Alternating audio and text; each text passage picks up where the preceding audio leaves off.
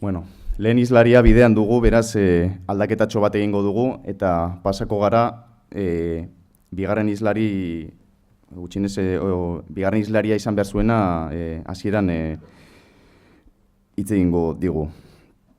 Beraz, Nacho Kubero dugu lehen islaria goiz honetan lurraldea saritzeko. Nacho Kubero Marcos zuzenbidean doktore eta EHUko irakasle agregatu eta ikertzailea da, okerrez banago, zuzenbide administratiboan aditua. Makina bat argitalpen zientifiko du bere kurrikulum zabalean.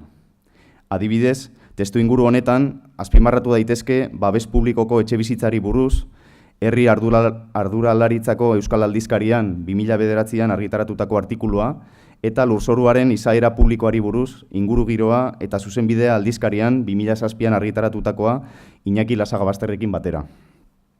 Bere aurkezpenaren izenburua da lurralde antolamendua legelariaren ikuspegia. Eskerrik asko, Nacho. Eskerrik asko Unai.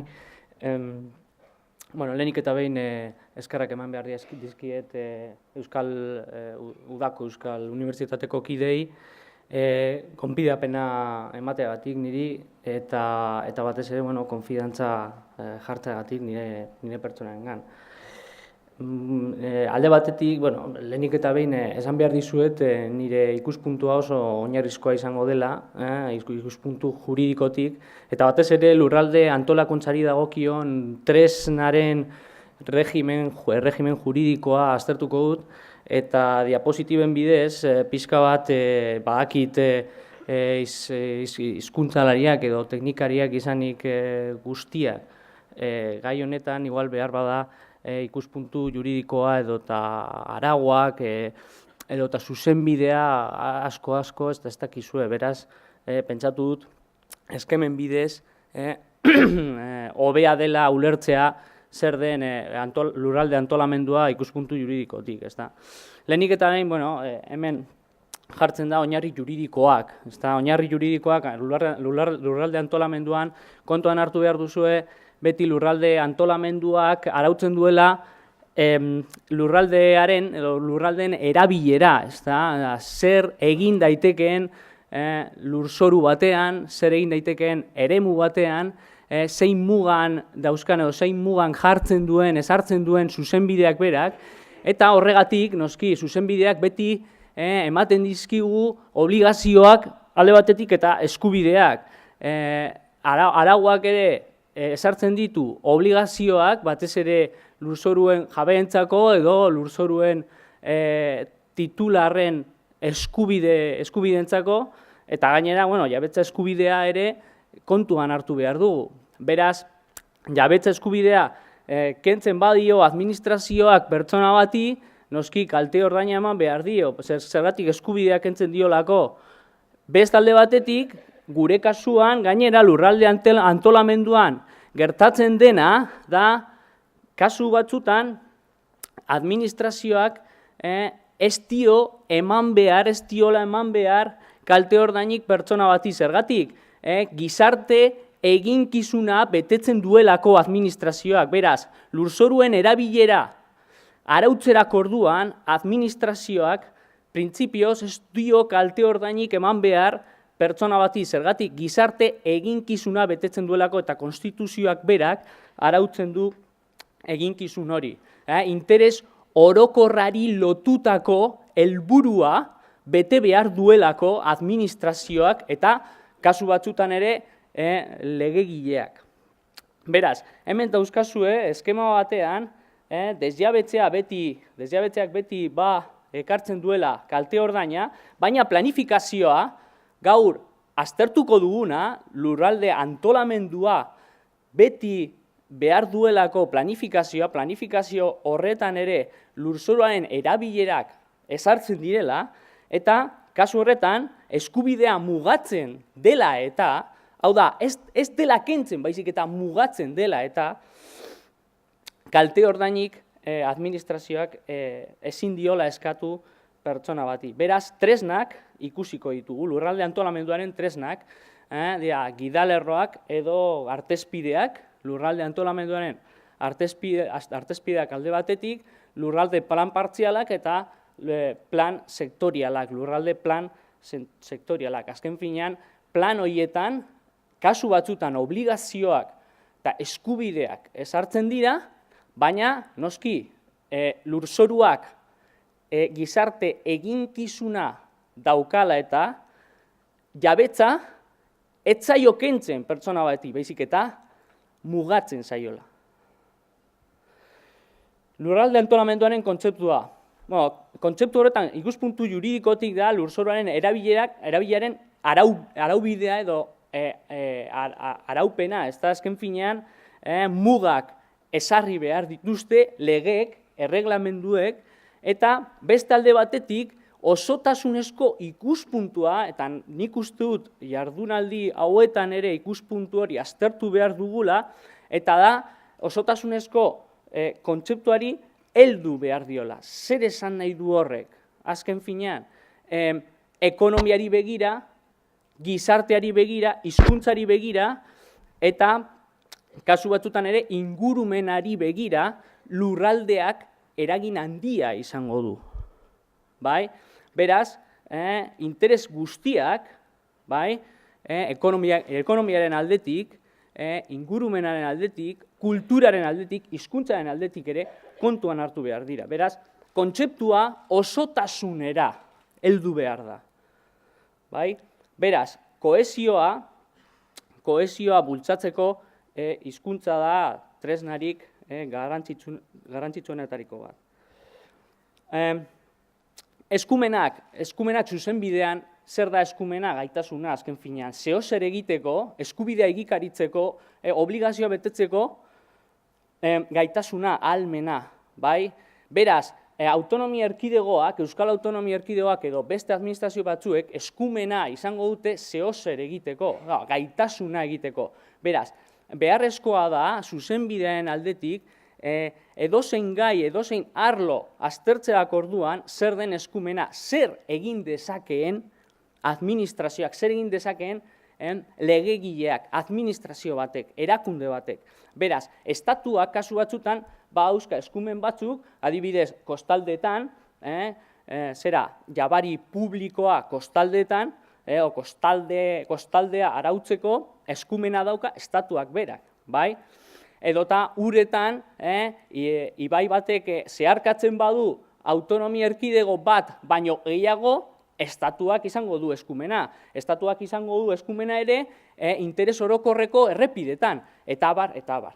Beraz, estatuak eta autonomia erkidegoaren arteko harremanak koordinatu egin behar dira, bai? Eta koordinatzeko tresnak ere badira. Hemen, eskemean, zer gertatzen da, hirigintza eta lurralde antolamendua eskumen horiek, autonomia erkidegoak, gure kasuan Euskal Autonomia Erkidegoak, badauzka eskumen horiek. Arautzeko zein esekutatzeko, biak. Bai? Bi kasutan. Beraz, hirigintza eta lurralde antolamenduan ere, kontuan hartu behar dugu, kostaldean ere izan daitezkea.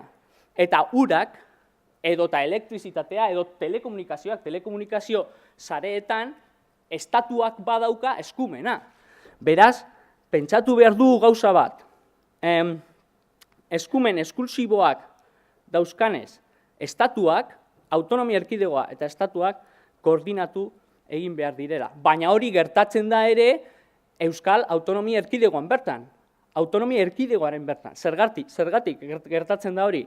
Ze hirigintza arautzeko edo hirigintza planak egiteko, burutzeko eskumena udalerriek daukatelako. Naiz eta gero, autonomia erkidegoak ere izango du eskumena plan horiek, hirigintza plan horiek, behin betikoz onartzeko.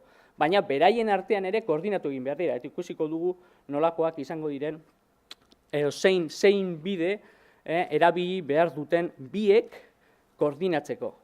Beitu, hemen daukagu lurralde antolamenduaren planifikazioa, bai? Baina adibidez kostaldetan hori da adibide bat, bai? Kostaldeetan estatuak dauka eskumena, bai? Nola koordinatzen da, kasu batzutan, txostenen bide, zer da txosten bat, estatuak esaten du zein kasutan egin daitekeen erabilera bat lurzoru batean, baina kostaldetan, bai? Hori da txostena. Aldeko txostena izango da, txosten positiboa izango da, estatuak esaten duenean, lurzoru batean zeozer egin daitekela, adibidez, kiosko bat jartzea, edota, ez dakit, hotel bat instalatzea edo kokatzea, bai? Txostena da koordinatzeko modu bat, bide bat. Bigarrenik, beraien artean, estatua eta autonomia erkidegoen artean, akordioak ere, adostasunak, hitzarmenak egin daitezkela, bai? Eta hitzarmen horien bidez, lanak ere egin daitezke, beraien artean, adosten dute zeozer lan bat edo lan publiko bat egin behar dutela, eta lan publikoien baldintzak ere adosten dituztela estatuak zein autonomi erkidegoak, bai? Baina, kontuan hartu behar duzue, kostalde legea ere aplikatu behar dela, eta kostalde legea estatuko parlamentuak onartzen duela. Uretan zer gertatzen da, ibai bat, ezta? Ibai batek zeharkatzen badu autonomia erkidego bat, baino gehiago, zer gertatzen da estatuak daukala eskumena? Bai, beraz, estatuak bauzka bere organo propioak parte hartzeko, esku hartzeko, eta iristeko zer pentsatzen duen edo zer egin daitekeen lurzoru batean. Bai, lurzoru batean, kasu horretan, ibaien konkaren ondoan dagoena edota ibaiaren ertzean dagoena. Bai, baina noski, estatuko legea ere errespetatu behar da, beti ere ibaiak autonomia erkidego bat baino gehiago zeharkatzen badu. Bai? Bueno, tresnak, Euskal Autonomia Erkidegoan guri interesatzen zaiguna, zeintzu dien tresna, lehenik eta behinaz, artezpideak, ez da? Gidalerroak, web horrian, Eusko Jaurlaritzako web horrian agertzen dira gidalerroak, artezpideak, nik jarri dute izen hori, artezpideak, azken finean, arauak dira, planak, artezpideak behin onartuta, eskualdeak behin finkatuta, eskualdeak behin mugatuta, gero lurralde plan partzialek arautuko dute eskualdez eskualde zeintzu diren erabilerak. Adibidez, etxe bizitzak eraikitzeko, adibidez, ekipamenduak eraikitzeko, sistema orokorrak eraikitzeko, errepideak eraikitzeko, eta bar. Nola okupatzen den lurzorua. Eta noski, kasu horretan dira mugak. Bai, planek jartzen duten mugak.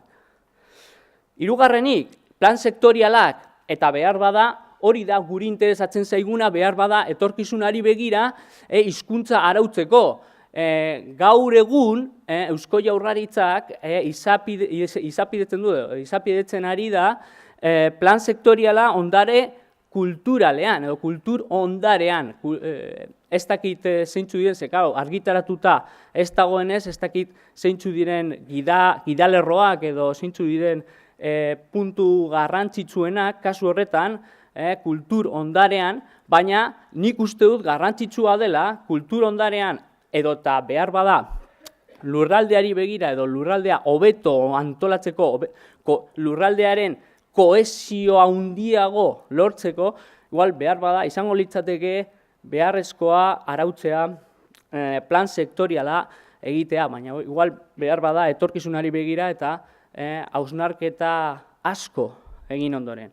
Bai, arlo arautzen dira lurzoruaren erabilerak plan sektorialetan, adibidez, kostaldeetan, ibaietan, parke eolikoetan, edota errepidetan adibidez. Bai? Arlo, zergatik lurralde antolamendua ere oinarritzen delako sektore edo esparru horietan. Bueno, artezpideak, gidalerroak, edukia behitu, esaten da, babestu behar dien eremu bereziak, edo lurraldearen azterketa, babes ofizialeko etxe bizitzak, kultur ondarea, azpigitura handia kokatzeko lekuak, bai?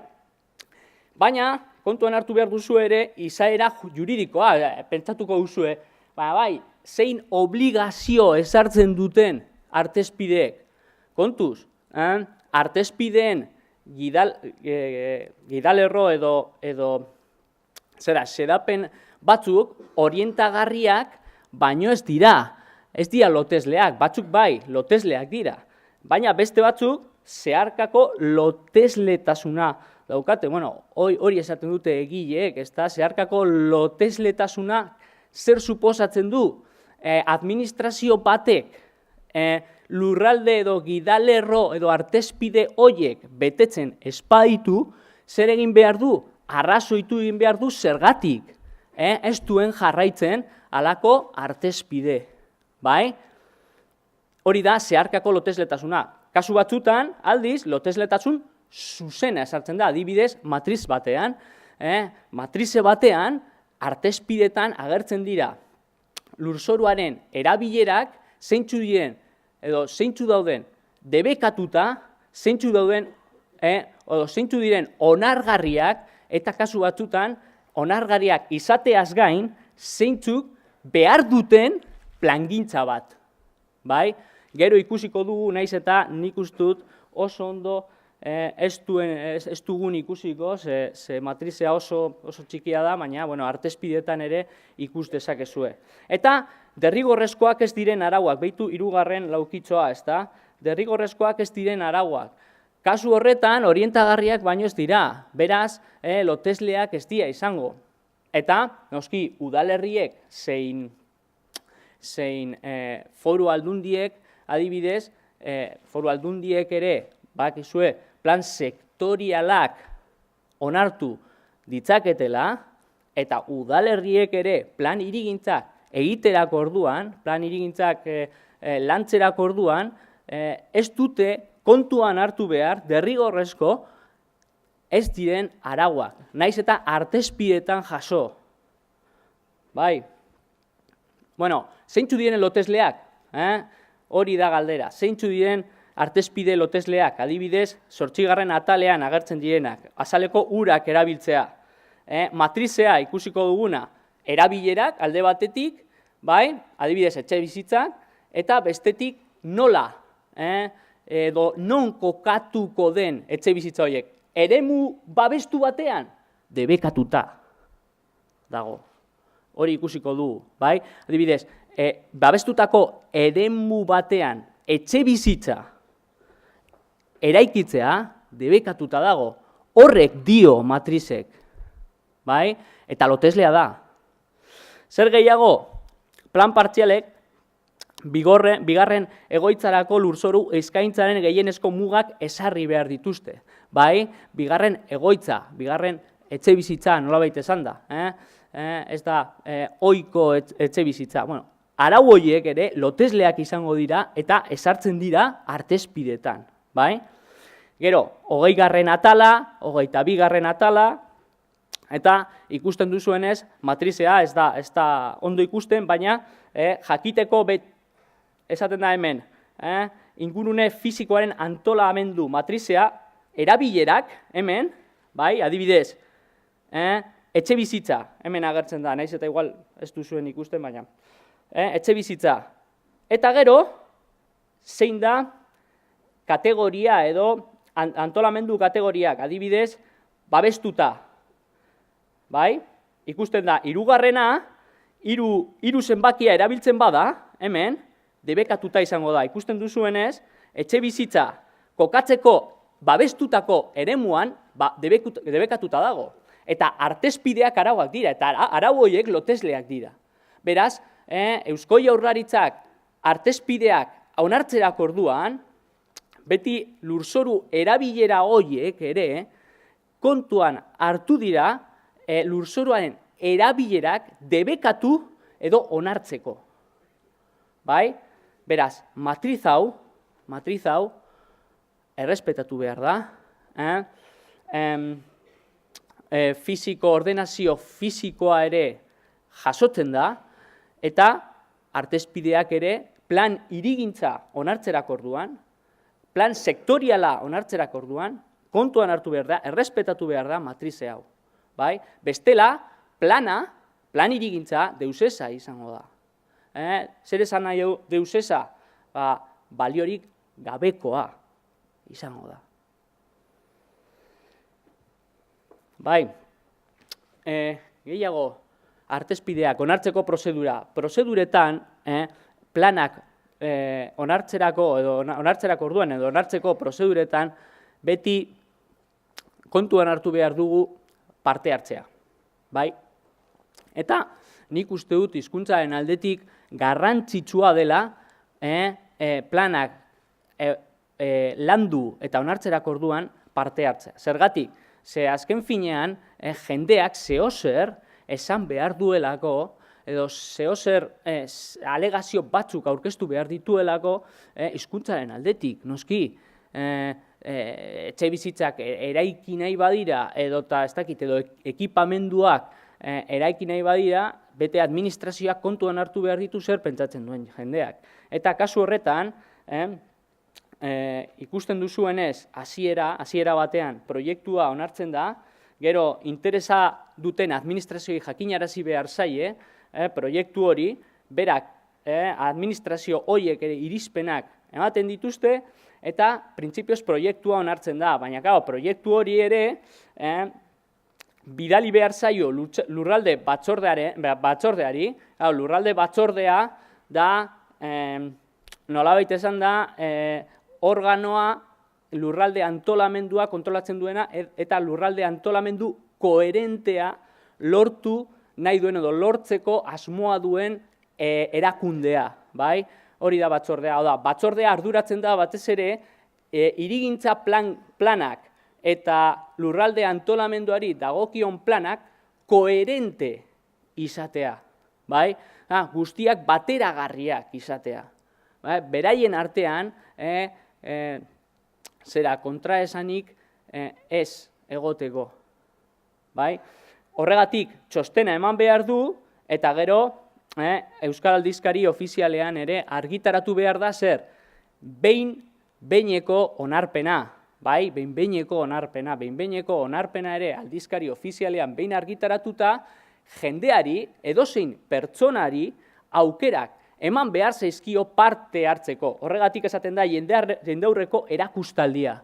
Ikusten duzuenez, jendaurreko erakustaldian edozein pertsonak parte hartezake eta gainera, espedientea ere, hau da, plana, proiektua eta proiektua egiteko agiri guztiak aztertzeko aukera izango du edozein pertsonak. Beraz, gero Eusko Jaurlaritzak behin betiko onarpena egiten du. Artezpideak, lehen esan bezala, beti artezpideak lotesleak dira. Horrek esan nahi du, plan hirigintzak, plan sektorialak, edozein planak, bete behar dituztela artezpide horiek, batez ere lotesleak diren artezpide horiek, adibidez, etxebizitza ofizialeko edo etxebizitza ofizialak eraikitzeko lurzorua errespetatzea, lurzoruaren zenbatekoa etxebizitzak eraikitzeko, matrizea, lehen aipatutakoa ere errespetatu behar dute plan hirigintzek, lurralde plan sektorialek, eta bar. Batez ere da, lurrazalera jarduera ekonomikoak burutzeko, lurralde antolamenduaren batzordeko irizpenari kasu egin behar diote, zer esan edo, lurralde antolamenduak onartutako egindako txostena ere loteslea da. Beraz, kasu egin behar zaio lurralde antolamenduak esaten dionari. Eta gero urbanizatu ezineko lurzoruetan. Adibidez, lurzoru ezinezko, urbanizatu ezineko lurzoruetan, adibidez, ezin da eraiki etxe bizitzarik, salbu eta nekazaritza eta abeltzaintzari lotutakoak badira. Hizkuntza artezpidetan, guri interesatzen zaiguna, gaur interesatzen zaiguna, nola agertzen da, edo zein kasutan agertzen da hizkuntza artezpidetan. Bueno, 18. atalean agertzen da hizkuntza, nolabait esan da, esaten da, esparru batzuetan bultzatu behar dela, adibidez, telekomunikazioetan, garraio bide sareetan, baina artezpideek ezartzen dute ez dela funtsesko osagaia, hizkuntza bera ez dela funtsesko osagaia. Bai, naiz eta pentsatu behar dugu ere artezpideak 1997 direla, aldaketa asko egin dira. Baina gainera, duela 2 urte ere, urte bat eta erdi, artezpideen aldakuntza proposatu zen Euskal Hiriaren kontzeptua txertatuz, eta Euskal Hiriaren kontzeptua txertatzerako orduan, hizkuntza ere ez da kontuan hartzen. Aipatzen da kultura, ondare kulturala, baina kultura, nolabait esan da, adierazten da industria gisa, ez da objektu gisa, ez da elementu osagai bizia, eta nik uste dut hizkuntza eta batez ere hizkuntzak lurralde antolamenduari eragiten badio, nik uste dut beharrezkoa dela osagai bizia izatea. Nik uste dut. Baina, karo, kasu horretan artezpidetan, objektu industrial, objektu ekonomikoa, merkatal objektua, baino ez da adierazten. Kultur ondarean bertan. Horregatik, agertzen da, esaten da, lurralde antolamenduak hizkuntzari eragiten dion heinean ezarpen egokiak azaldu behar ditu, baina nik uste dut garrantzi handia ez zaiola ematen hizkuntzari berari, eta gainera 2 parrafo baino ez dira agertzen artezpide horietan. Eta, bakizue, artezpide horiek orientagarriak baino ez dira, eta gainera printzipio orokorrak baino ez dituzte azaltzen. Ez dira lotesleak, ez zaie esartzen botere publikoi obligaziorik, hizkuntzaren aldetik, eta adibidez, etxe bizitzak eraikitzeak orduan, hiria egiterak orduan, hizkuntzari ez zaio aipaminik egiten. Ikusten duzuenez, azkeneko puntuan, esaten da orientagarriak eta adierazpen orokorrak, baino ez direla azaltzen. Eta, artezpidetan ere agertzen dira arau batzuk, xedapen batzuk, kultur, edo gidalerro batzuk, kultur ondarearekin lotutakoak direnak. Kultur ondarea, belaunaldi gazteak, baina ikusten duzuenez, beti aipatzen da kultur turismoa, kultur industria, hitz horiek adierazten dute, nolabait esan da, botere publikoek kultura, eta igual behar bada kultur ondarea, eta kultur ondarean bertan hizkuntza kokatzen bada, beti esartzen da, ez dakit, merkatal objektu bezala, ez da, kultur industria, euskarazko liburuak ateratzea, argitaratzea, euskarazko ekitaldiak, euskarazko kultur ekitaldiak, baina dira nolabait esan da objektua, ez da, objektua herritarron aurrean, baina herritarroi nik uste dut interesatzen zaigula hizkuntza gure artean erabiltzea komunikatzeko, funtsesko bizimodua aurrera eramateko, funtsesko bizimodua burutzeko, baina ez bakarrik merkatal objektua edo industria bezalakoa izatea. Eta, aldakuntzan, lehen aipatutakoa, ez da, 2012an artezpideen aldakuntza proposatu zen, Euskal Hiria eta hori, eta Euskal Hiriaren kontzeptuan agertzen dira zerbitzu kulturalak, baina kultura, hezkuntza eta aisialdia sustatzeko, baina oso adierazgarria da, ez da, oso adierazgarria da aldakuntzan bertan agertzea hiria, ez herri txikia edo ez herriak, ez da, baizik eta hiria.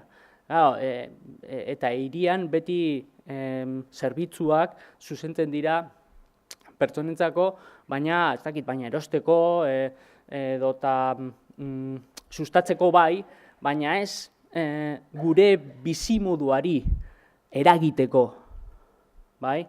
Eta hori islatu egin da aldakuntzan, Euskal Hirian kontzeptu horretan, bai? Beraz, aldaketa, nolabait esan da, euskararen aldetik, hizkuntzaren aldetik, aldaketa artezpidetan kokatu da, bueno, ezarriko da, baina ikuspegi bakar batetik, bai? Adibidez, kasu horretan, hirien ikuspegitik, ez herri txikien ikuspegitik.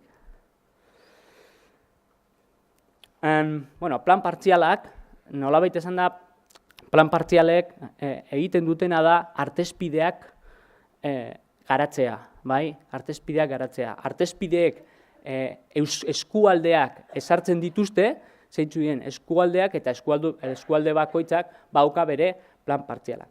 Baina plan partzialetan, eta ia guztiak begiratu ditut, batez ere bilatu dutea zer esaten duten hizkuntzari buruz, eta hizkuntza eta euskara ez da gertzen. Ez da agertzen plan partzial batean. Plan partzial batean egiten dena da batez ere lurzoruaren erabilerak zehaztu. Interes orokorreko ekipamenduak, adibidez, edo berrikuntzak behar dituzten lekuak. Batez ere ikasketa edo ikerlan ekonomikoak direnak. Baina hizkuntza ere ez da kontuan hartzen. Izaera juridikoa, hirigintza planek ere errespetatu behar dute plan partzial bat, noski, bai? Eta ikusten duzuenez, hirigintza planak ere aldatu behar dira plan partzialen kontra baldin badoaz, bai? Plan partzial bat ez badute errespetatzen, automatikoki hirigintza plana aldatu behar da. Bestela, indargabeturik geratuko da. Onartzeko prozedura, halako zerbait, nik uste dut garrantzitsuena dela, onartzeko prozeduretan, garrantzitsuena dela beti jendaurreko erakustaldia. Badakizue, hasiera batean, lurralde antolamenduaren sailak ere hasiera eman behar dio prozedurari, kasu horretan proiektua egiten du, proiektua burutzen du, eta horren ondoren, beste administrazioen eta beste administrazio baten organoen ikuspegiak edo iritziak, alegazioak bilatzen ditu, eta horren ondoren ikusten duzuenez administrazioei entzunaldia eman behar zaie, eta lurralde antolamenduaren batzordearen irizpena behar da. Irizpena kasu horretan izango da txostena. Lurralde antolamenduak egiaztatu behar du, konprobatu behar du, ea lurralde plan partzialak betetzen dien. Plan hirigintzak betetzen duen lurralde plan partziala. Hori da, koherentea izateko, lurralde antolamendua koherentea izateko. Gero, behin betiko jendaurreko erakustaldia, edozeinek aurkeztu ditzake alegazioak, edozeinek, edozein pertsonak, eta gainera jendaurreko erakustaldiak suposatzen du ere espedientea eta proiektua aztertzeko aukera. Alegazioak aurkezten ditu edonork, edozein pertsonak, hori garrantzitsua da, printzipio demokratikoaren aldetik, eta batez ere lurralde antolamenduaren kohesio handiagoa erdiesteko, eta gero, behin betiko onarpena egiten du Eusko Jaurlaritzak, baina horren aurretik lurralde antolamenduaren batzordeak txostena eman behar du, eta gogoratzen duzuenez, txosten hori loteslea da. Plan sektorialak arlo-sarlo, kostaldetan, parke eolikoetan, kultur ondarean kasu horretan izapidetzen ari da, Eusko Jaurlaritzan bertan, planak edo proiektuak aurkezten dituzte eta proiektu horri txostena eman behar dio lurralde antolamenduaren batzordeak txostenak eman behar ditu, berak egiaztatzen du, ea plan sektorial horiek betetzen dituzten ala ez, beste planak, bai? Artezpideak eta lurralde plan partzialak. Printzipioz, kontuan hartu behar da, plan sektorialetan ere, estatuak berak, kasu batzutan, eskumen batzuetan, gai batzuetan, estatuak berak badaukala eskumena plan batzuk onartzeko, adibidez, telekomunikazioetan, elektrizitatean, uretan, errepidetan, interes orokorreko errepidetan, interes orokorreko portuetan, estatuak dauzka eskumenak. Beraz, kasu horretan, estatuak ezarritakoari kasu egin behar zaio, salbuetan oski estatuak beren eskumenez kanpo jarduten badu. Kasu horretan, konstituzio kontrakoa izango da eta errekurtsoa edo kasu horretan eskumen gatazka planteatu daiteke konstituzio auzitegiaren aurrean. Baina hori nik uste dut zaigula interesatzen. Eta lurralde lan sektorialak egin daitezke, estatua eta autonomia erkidegoen artean, eta akordio batera heltzen badira, hitzarmen batera heltzen badira, akordio hori ere loteslea izango da beraien artean, eta noski estatuak ere beren eskumenak izango ditu, eta autonomia erkidegoak akordio horretan beren eskumenak eta baldintza ekonomikoak ere ezarriko dira lan sektorialak burutzeko. Noski, ez betetzeak plan sektorialen deusestasuna dakar. Beraz, kontuan hartu behar dira lurralde plan partzialak alde batetik eta artezpideak bestetik. Eta ingurumena eta lurralde antolamendua, bukatzear nago, pasatu gara Eusko Jaurlaritzatik, edo erkidegotik, Euskal Autonomia Erkidegotik, udalerrira. Eta udalerrian, badakizue, hirigintza planek ere lurzoruaren erabilerak ezartzen dituztela. Noski, sektore araututako edo sektore onartzen den araubidean, adibidez, hondakinetan edo sailkatureko jarduera baimenak, ingurumenean, edo babestutako natur eremuetan ere mugak ezartzen dira. Eta plan hirigintzak ere muga horiek errespetatu behar dituzte.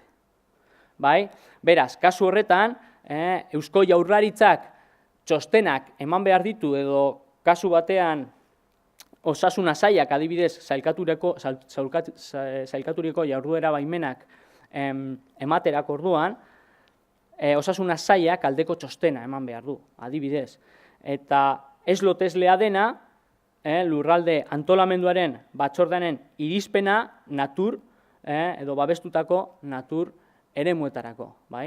Sektore kontuan hartu behar du. Gero, ingurumenean ere 2000 natura sarea, badaude leku batzuk, eremu batzuk, babestuta daudenak ingurumenari begira, ingurumenaren ikuspuntutik. Horrek, zer esan nahi du? Printzipioz, plan hirigintzek eta lurralde antolamenduak ere kontuan hartu behar duela zer ezartzen duen 2000 natura sareari dagokion araubide horretan. Eta leku horietan jarduera batzuk debekatuta daudela. Ingurumena ere kontuan hartu behar da. Eta hirigintza, lurralde antolamenduaren batzordeak beti jasoko ditu espediente guztiak, proiektu guztiak eta berak txosten loteslea eman behar du, baiesteko, ziurtatzeko plan hirigintzak lurralde antolamenduaren tresnak betetzen dituen ala ez. Beraz, lurralde antolamenduaren batzordeak esaten badu plan hirigintza batek artezpideak bortzatzen dituela, plan hirigintza aldatu behar da. Eta lurralde antolamenduaren plan guztietako bateragarritasuna aztertzen dela. Ikusten duzuenez laukitxo horretan.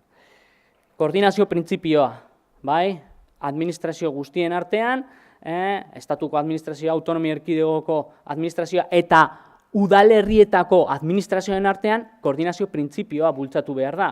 Nola, kasu batzutan, txosten batzuen bidez, txostenak eman behar ditu, koordinazioa arduratzen den administrazio batek, adibidez, kasu horretan estatuak, kostaldearen kasuan estatuak, edo Eusko Jaurlaritzak ere, kasu batzutan ingurumenean txostenak eman behar ditu, edota lurralde antolamenduaren batzordeak. Bai, bateragarritasuna, koherentzia lortzeko tresna guztien artean. Bai, horregatik ere koordinazio printzipioak dakar itunak sinatzea. Bai, itunak, hitzarmenak sinatzea administrazioen artean, elkarlana aurrera eramateko, lan publikoak aurrera eramateko, eta kooperazio eta lankidetza printzipioak bultzatzeko. Gero, informazioa ingurumen ebaluaketa ere kontuan hartu behar da, ingurumen ebaluaketan ere parte hartzeko prozedura jarraitu behar da, eta prozedura horretan, eta beste prozedura guztietan, lurralde antolamenduari lotutakoak, informazio eskuratzeko eskubidea izango dute herritarrek, edo izango dugu herritarrok, bai? Beraz, kasu horretan izango da ingurumenaren kasuetan, izango da pertsona pribatu batzuei, adibidez, zerbitzu publikoak ematen dituzten pertsonei, erakundeei informazioa eskatu zaiela, adibidez, notarioak, erregistroak, hori ingurumenean, eta objektua beti izango da ingurumenaren elementu fisikoei lotutakoa. Baina, badakizue transparentzia legearen ondoren, badakizue edozein pertsonak administrazio informazioa eskatu aldiola eta administrazioak eman behar diola. Informazioa salbu eta babestutako sekretuak badira, edota segurtasuna betetzen espada, eta bar. Kasu batzutan ere administrazioak informazioa argitaratzeko beharra izango du, zein informazio parte hartzeko prozedura nola eraman behar den. Nola, zein urratz eman behar diren prozedura bultzatzeko, parte hartzeko eskubidea bermatzeko. Bai? Eta proiektua, edozein pertsona administrazioaren aurrean aurkezten bada eta pertsona horrek administrazio eskatzen badio edozein informazio, proiektu batibuz administrazioak eman behar dio. Bai? Eskubidea daukalako pertsona horrek. Eta jurisdikzioaren aurrean, pertsona horrek eskat diezaioke jurisdikzioari informazio eskuratzeko eskubidea aldarrikatzea. Eskubidea egikaritzea.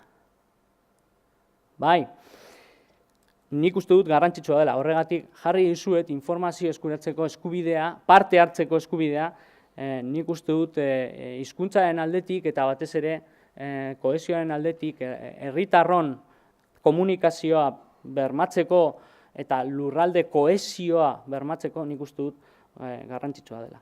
Hementxe badago eskuratzeko prozedura, jurisdikzioa, ikusten duzuenez erantzuten ez badu, eskaera ezesten badu jurisdikziorako bidea, zergatik azken finean eskubidea delako, pertsonaren eskubidea, eta gero parte hartzeko eskubidea, esaten da, lehenik eta behin argitaratu behar du administrazioak informazio bat, parte hartzeko eskubidea egikaritzeko, gero pertsonek, edozein pertsonak, jendaurreko erakustaldian, edozein pertsonak alegazioak aurkeztu ditzake, eta gainera espedientea aztertzeko aukera izango du, eta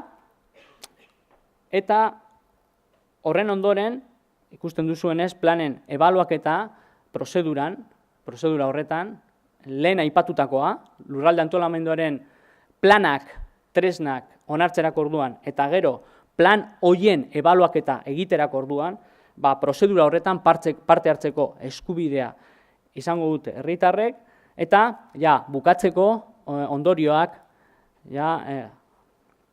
jarriko ondorioak azalduko dizkizuet nire ikuspuntutik edo eta behar bada zuzenbidearen ikuspuntutik.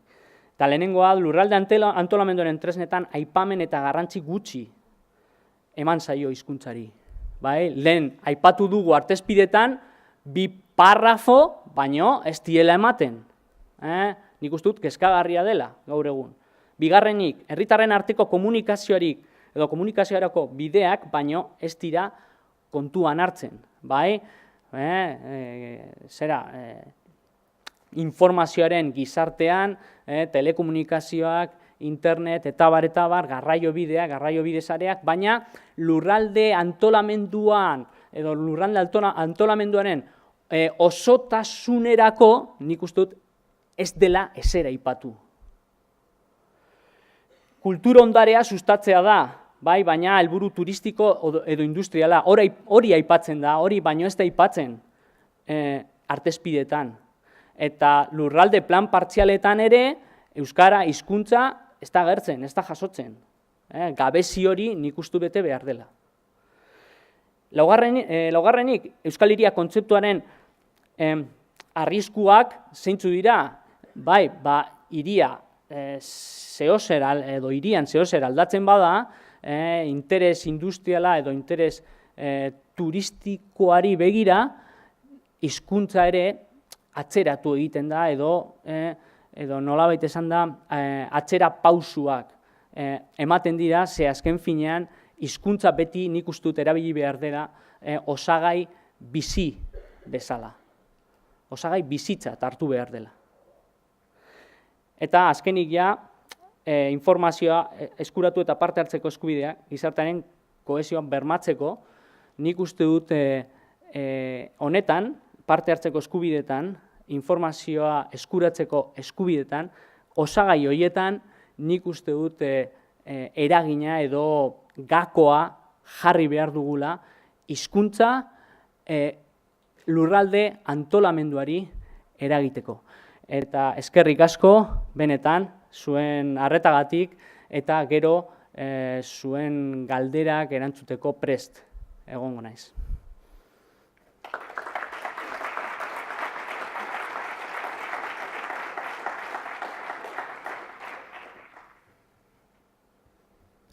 Eskerrik asko, Natxo. Galderak behar bada utziko ditugu mailingururako, ondoren egingo dugun mailingururako. Arazo logistiko batzuk dauzkagu lehen islariarekin eta ziurrenik ez da egongo gurekin, eta beraz, hirugarrena izan behar zen islarira pasatuko gara.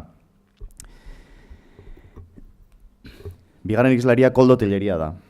Koldo Telleria Andueza, arkitekto eta EHUko irakasle elkartua da, hirigintzaren alorreko parte hartze prozesuetan aditua. Hiria kolektiboa taldeko kidea da, zeinak hiri analisirako manuala, generoa eta eguneroko bizitza liburu interesgarria argitaratu zuen, Eusko Jaurlaritza 2010. Bere aurkezpenaren izenburua da, lurraldea hizkuntzetatik, bizipen eta kudeaketa moduak. Eskerrik asko, Koldo.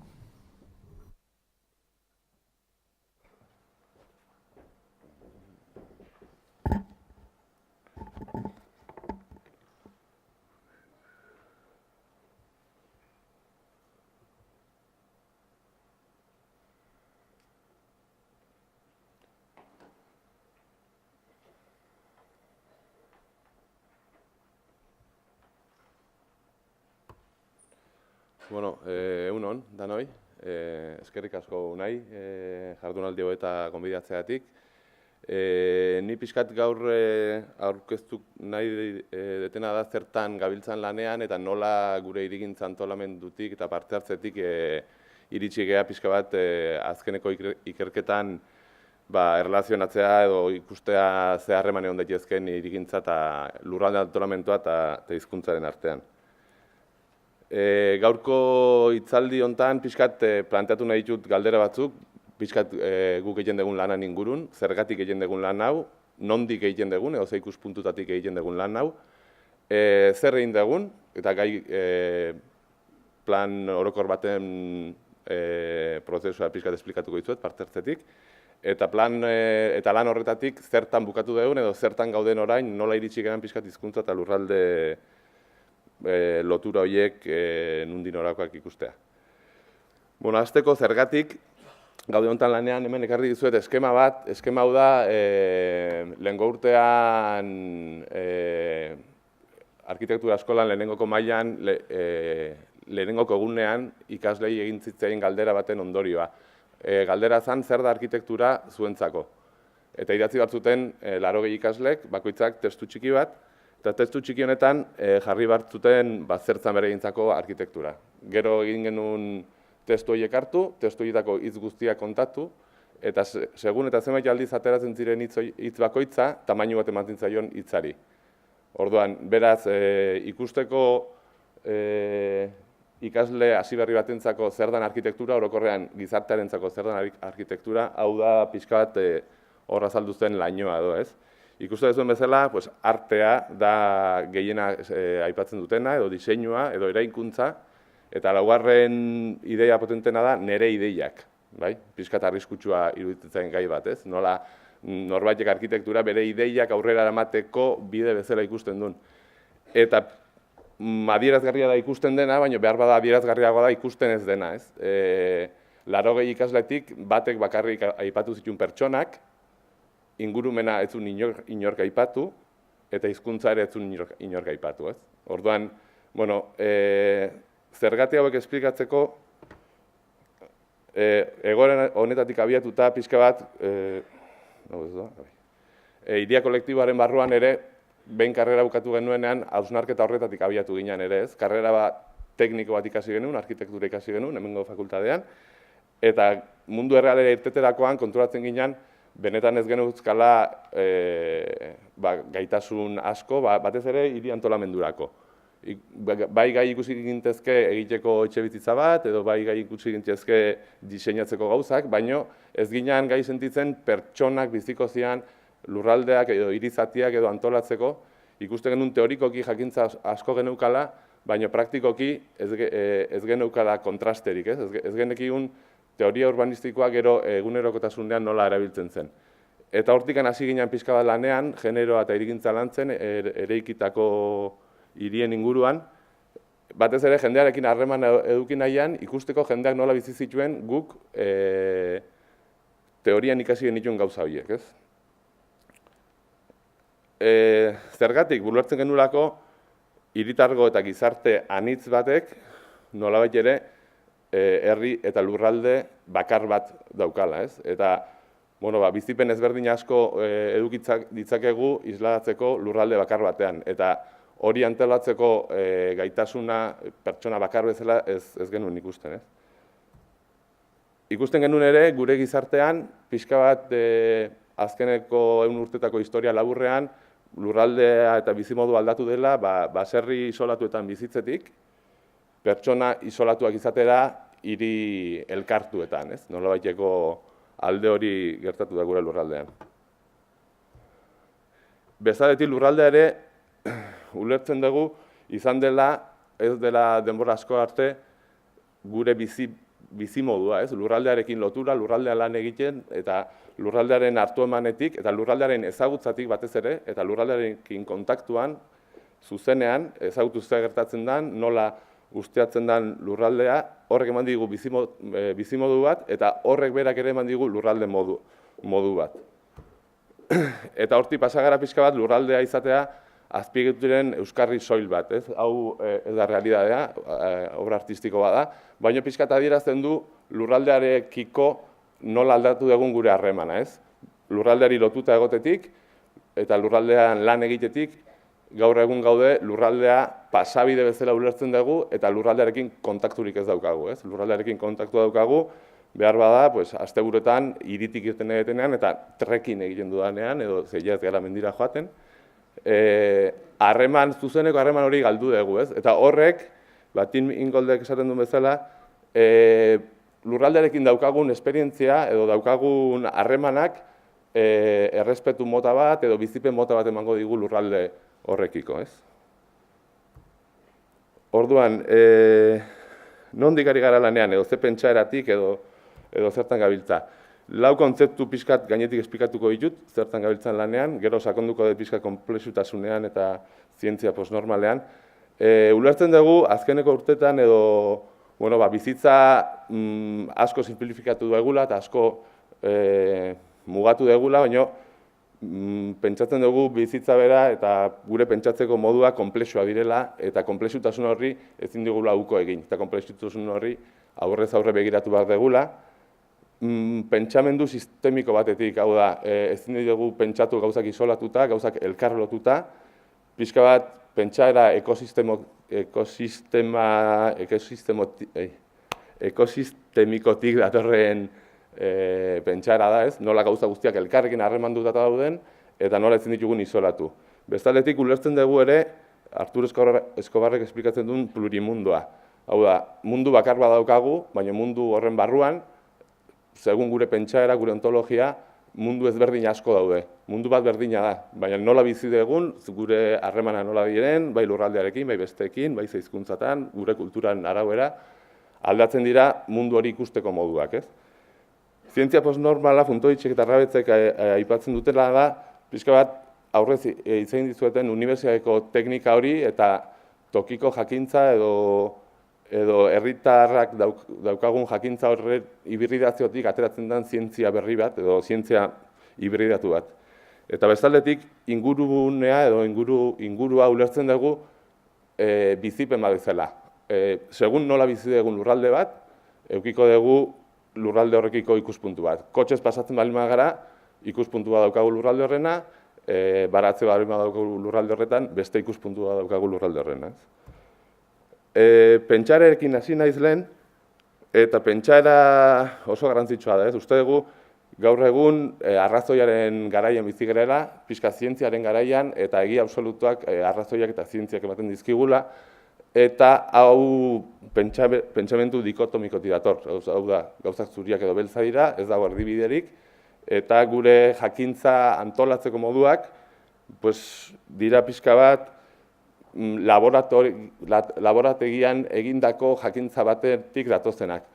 Laborategiko jakintza hau, zientziak ezagutza sortzeko bide bezala sortu zen edo, natura ezagutzeko modu bat da, eta zientziak egin izan duna da, naturatik gauzak laborategian isolatu, eta hor bertatik egoera ideal batzutan aztertu, eta hortik atera formulak, eta hortik atera mila teoria.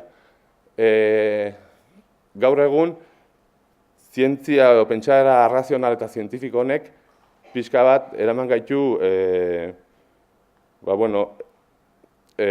gauzak ez bizipenetatik ulertzea bizik eta teknikatik eta zientziatik.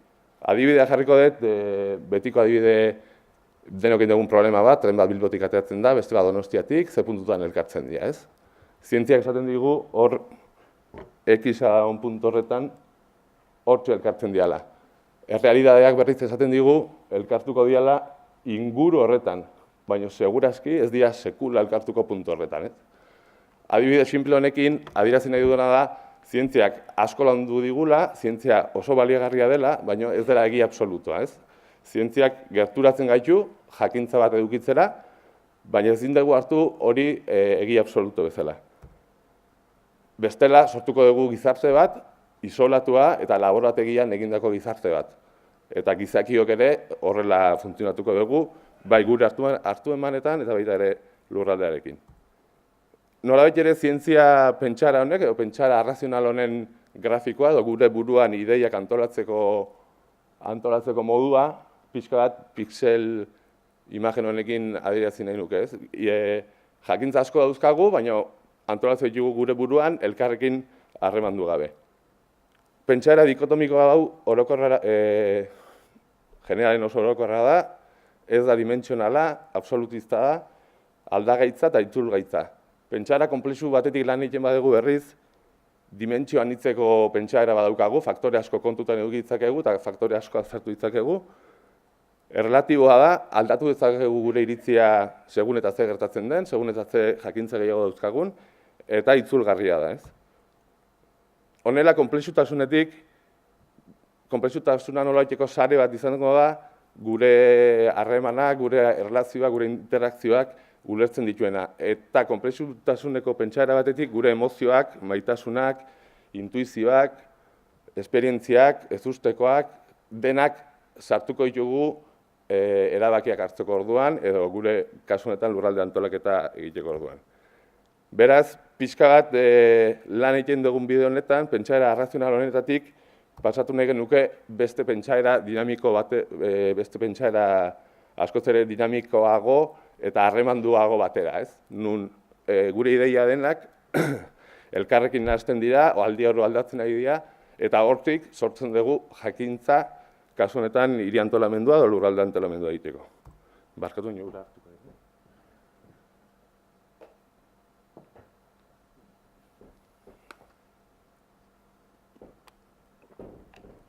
Bueno, Daniel Canogarren irudi honek pixkat bastante ondo adierazten du, benetan bizitza zer da, ez? Bizitza da, harreman, tentsio, erlasatze eta gauza dinamiko bat. Hau pertsona arteko harreman bat da, baina berdin konparatu dezakegu inguruarekin, lurraldearekin, naturarekin, ez? Beti gaude harremanduta, beti gaude tentsioa eta beti aldatzen gaude gaina. Ezin dugu estabilizatu ezer. Dena dago movimentuan eta dena dago harremanduta, ez? Eta hau hiri antolamendua eta hirigintza egiterakoan ikuspuntu hau txertatzea, bueno, hortan gaude garanean, bai. Beste eskema honekin pixka bat gaur egungo hirigintzaren errealitatea adierazten nahi da, ez? Alde batetik daukagu administrazioa, bide batean lehen Natxok aipatu duen bezala, politikariak eta teknikariak lan bat egiten, eta beste aldetik daukagu gizartea beste errealitate batean. Bi mundu oso ezberdin, eta gainera hirigintza eta lurralde antolamenduan generalean, hau gertatzen da, tentsio gunea daude, bakoitza bere aldea doa, eta beti gatazka sortzen dira edozein erabakiren aurrean, ez? Gure helburua da, erabaki hauek teknikariak eta politikariak bakarrik hartu ordez, parte hartze prozesuen bidez, eta elkarrizketa, hasierako elkarrizketa batetik abiatuta, elkarlan amankomun batean bukatzea, ez? Eta horretarako daukagu zientziaen ezagutza, tokiko ezagutza, jendeak bere egunerokotasunan daukan ezagutza, eta bi ezagutza horien nahasketatik uste dugu hartu behar direla hirigintzako erabakiak, eta lurralde antolamenduko erabakiak, hau da, zientzia postnormaletik. Beraz, azkenean, esku batzuk parte hartzea eta ingurua zuait moduan adierazi nahi dute, imagino honekin, iritsiko gera, parte hartzea nola ulertzen dugun gure lanean, ez? Parte hartzea lehen Natxok aipatu duen bezala, legediak ulertzen du, edo legeik ulertzen dute, plan bat egin, plan hori erakutsi, eta orduan hartzen da parte hartzea, ez? Guk uste dugu parte hartzea hasieratik egin behar den prozesu badela, eta edozein hirigintza planeamendutan bide jarraia izan behar duela prozesuarekin batera.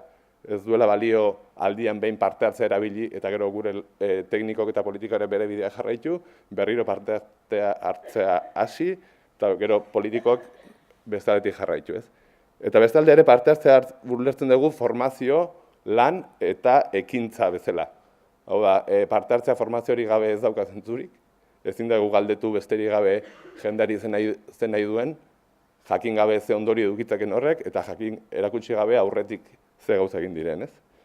Eta parte hartzea lana da, eta parte hartzeak suposatu behar du, baita ere aldaketa bat edo erreflexu erreal bat eduki behar du. Bueno, zer egin dugu edo gaur ekarriko dizuten kasua, da Zaldibar egiten prozesua, Zaldibarko antolamendurako plan orokorra parte hartze bidez egiten ari gara, orain dela urtebete hasi ginen, eta adibide honetatik, eta adibide honen barruan egindan ikerketa baten ondorioz, pixka bat bukatuko dugu hizkuntza eta lurraldearen harremanetan. Lehen esan dizuten bezala, hemen bi eskema aurkeztu dizkizuet, ezkerreko izango litzake nolabait ere legeak edo Natxok esplikatu digun prozesu bat, plan bat egiteko prozesu bat, nun diagnostiko bat egiten da eta aurrerakin bat egiten da, eta fletxa urdina izango litzake teknikariek eta politikariek egiten duten lana, eta fletxa gorriak izango liratezke pixka bat legeak nolabait ere plan bat egiteko orduan eskatzen dituen parte hartze, legez eskatzen dituen parte hartzeak. Guk plan hau egiterako orduan lehiaketa bat izan zen, da lehiaketa horretan aurkeztu genuen proposamena, eskubiko proposamena, zen prozesu tekniko eta politiko baten barruan eta hasieratik txertatzea, parte hartzea, eta nolabait ere hibridazio aipaturiko hibridazio horretatik erabakiak hartzea. Gero noski legea markatzen dituen erakustaldiak egitea eta horko alegazioak eta jasotzea, baino erabakien oinarria parte hartze prozesu hibridatu batetik egitea. Horren pixka kontatuko dizuet gainetik, ez dut uste gaur kasua denik kontan sakontzea, nola egintzen, ez? Nola egiten ari geren. Aurkezpena egintzen herrian, aurkezpen honetan pixka bat esplikatu zitzaien herritarrei nola pixkan Natxok esplikatu diguna, baina oso gainetik, eta baita ere gure ikuspuntua sartuta, ez? Nolabait ere plan orokor bat egiterako orduan, Natxok esan duen bezala, Eusko Jaurlaritza, Aldundia eta lurralde mailako legedia daukagu, beste aldetik teknikaria gaude, arkitekto, antropologo, soziologoak bertan lanean, beste aldetik herriko politikaria daude, eta beste aldetik herritarra daude. Eta denak prozesu horretan sartu behar dira, erabaki bakarrak hartzeko, lurraldea bakarra bai da, ez? Alde horretan, claro, konplexutasun hori gestionatzeko, lurraldea gauza konplexu eta nahasi bezala ulertzen baldin badugu, nolabait ere sistematizatu beharra daukagu lan hori, eta parte hartze prozesuan bertan, hiru zatitan banatzen da, edo hiru alorretan lan egin genuen, ez? Oitzen nahi gara, ingurumen arloak, hirigintza arloak eta gai sozialak. Baina gai hauek ez ulertuta zerbait banatuta bezala, baizik eta bata bestearen barruan dauden gaiak eta elkarrekin harremanduta dauden gaiak. Lehenengoko tailerra, edo lehenengoko lan tailerra, beroketa tailerra deitu diogu, nolabait ere da prestatzeko, parte hartzen hasteko, dinamika berri batzuk sortzeko, eta hizkuntza berri batzutatik. Uste dugu Euskal Herrian, gure konflikto egoera baten ondorioz, zenbait harreman parte hartzerako orduan oso biziatuta daudela, uste dugu hitzek ez dutela balio askotan elkarrekin ulertzeko, eta Alex Carrascosarekin, artista batekin lan egin dugu, bera lan egiten dulako artea eta pakea hor uztartzeko edo konflikto garaietan arte bidez helburu batzutara iristeko, ez? Eskubian dauden eskoma horretan pixkat adierazten da, mahai bat izango litzake, lehenengoko kasu honetan pertsona bakoitzan non dagoen eserita, eta zer marrazten duen. Hori da, pertsona bakoitzak zer marrazten du, hasiera batean. Izango litzake nolabait ere etxea isladatuko luke honek, eta honek pixka bat kalea. Ja pertsonak urrengo atalean, kalean, elkarren arteko guneak marrazten dituzte, eta tailerra bukatzeko, pertsona horiek marrazten dute denen artean, erabakita, plaza. Izango litzakeela espazio komuna, lurraldea, edo dena delakoa. Hau da, Zaldibarren egin zen kasua. Kasu honetan politikariak, herritarrak, teknikariak denak nahastu ginen, edo saiatu ginen nahasten. Ikusten duzuen bezala utxune badago hemen, hau da politikarien maila, eta hau da beste denon maila. Ez zan lortu nahasketa hori, ez? Baina, bueno, ez zan ezartara obligatu, gauzak naturalki juntzian, ez? Baina nolabait ere bai, hizkuntza berri batetik, jendeak Zaldibarko maparen, lurraldaren maparen barruan, bakarkako marrazkitatik hasita, marrazki orokor bat lortzen da, hizkuntza berri batetik, hitz egin behar handirik gabe, bromekin, eta tentsio asko jaitxiz, eta bestera bateko hizkuntza batetik hasten da prozesu hau, ez? Prozesuaren bukaeran, edo tailer honen bukaeran, lortzen dena da individualtasun batetik, kolektibotasun batea pasatzea, eta margoarekin, edo hizkuntza berri horrekin, edo betiko hizkuntza horrekin daukagun bildurretik, bukaerako gozapen batera pasatzea, ez? Eta harrotasun batera. Eta talde bat osatzea, nun bakoitzak marrazki bat egin du, harro dago bere marrazkiaz, eta gaina jende gehiagorekin egin du marrazki hori, ez? Urrengo tailerrak izan ziren, lehenengoko tailerra da azterketa, herritarren artean aurretik aipatutako hiru gaiak banatuta aztertzen dira ze arazo dauden, zein tokitan, arazoiek mapa batean kokatzen dira, arazoak ez dira bakarrik idazten, baizik eta fisikoki ere kokatzen dira, bestaldetik, hirigintza aldetik eta hiri planeamendu aldetik, nahi izan dugu beti lurraldea ulertzea lurralde bezala, eta ez hirigintza ulertzea herrietan egiten den gauza bat bakarrik, edo lurzoru urbanizagarrian egiten den gauza bat bakarrik. Uste dugu, Natxok lehen esan duen bezala, lurralde guztia antolatzen dela hirigintzarekin, eta nahiz eta azkeneko urteetan etxe bizitzak eta errepideak eta infrastrukturatan zentratuak egon, lurralde guztiaren ikuspuntua izan behar degula, eta garrantzi berdina izan behar duela herriko plazak edo mendipuntan dagoen arizti batek, ez? Eta hori islatzen saiatu gara prozesu guztian lurralde guztia hartuz beti. Hortik, lehenengo tailer horretatik ateratzen dira herritarrek dauzkaten ardurak eta dauzkaten arazoak edo beraiek bizi dituztenak beraien egunerokotasunean. Eta nolabait ere, tailerrera etorri dian pertsonetatik aparte herritar orok jakin ahal izateko, herrian kokatzen da pareta batean, arazo horien deskribapena eta kokapena. Nolabait ere sozializazio edo bat eginez. Ondorengo tailerrean arazo hauen dekonstrukzioa dator.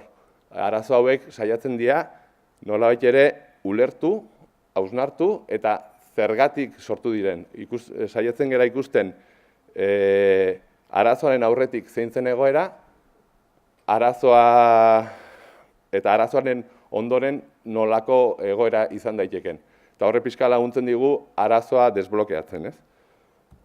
Eta hortik ere, arazoiek mapetan kokatu, faktore ezberdinak aztertuz, eta beti ere talde lanetan, informazio pila bat kudeatzeko aukera daukagu pertsonen bizipenetatik. Bukaeran irudikapena egiten da, eta da arazoetatik aparte ze onurak dauden, ze pixka denak aztertzen dira. Eta tailer hauetatik aparte, baita ere egin genituen elkarrizketa ezberdinak bai emakume taldeekin eta gazte taldeekin egin genuen ikastolara joan ginen, baita ere umeek nola bizi zuten beraien herria, nola ikusten zuten eta ze gauza nahi zituzten, ez? Eta hortik ere bizipen informazio nahiko garrantzitsuak atera ziren, adibidez, hauek dira egin zituzten muralak, hau da ikastolatik alde batera begiratuta, alde horretatik herria ikusten da, eta hemen ikusten duzu mural honen fondo dena grisa da, ez? Eta eskolatik beste lehiotik, beste paisaia hau dibujatzen dute, biak zaldi behar dira, baina hau da pixka bat auzoetara edo mendira ematen du lehio batena, ez? Hemen fondoa guztiz berdea da, eta bastante signifikatiboa da, hori bata erabat grisa izatea eta beste bat erabat berde izatea, ez? Parte hartze prozesu honetan, inkesta bat pasatzen pixka bat datu batzuk eukitzeko ze jende parte hartzen zuen. Hauek dira pixka bat perfilak, sexualdetik emakume eta gizonan bastante balantza egon da, adinen aldetik 30-60 urte arteko jendea egon da batipat, eta euskara maila ere aztertu da ikusteko benetan errepresentagarria den herriaren errealitatea parte hartze prozesuaren barruan, ez?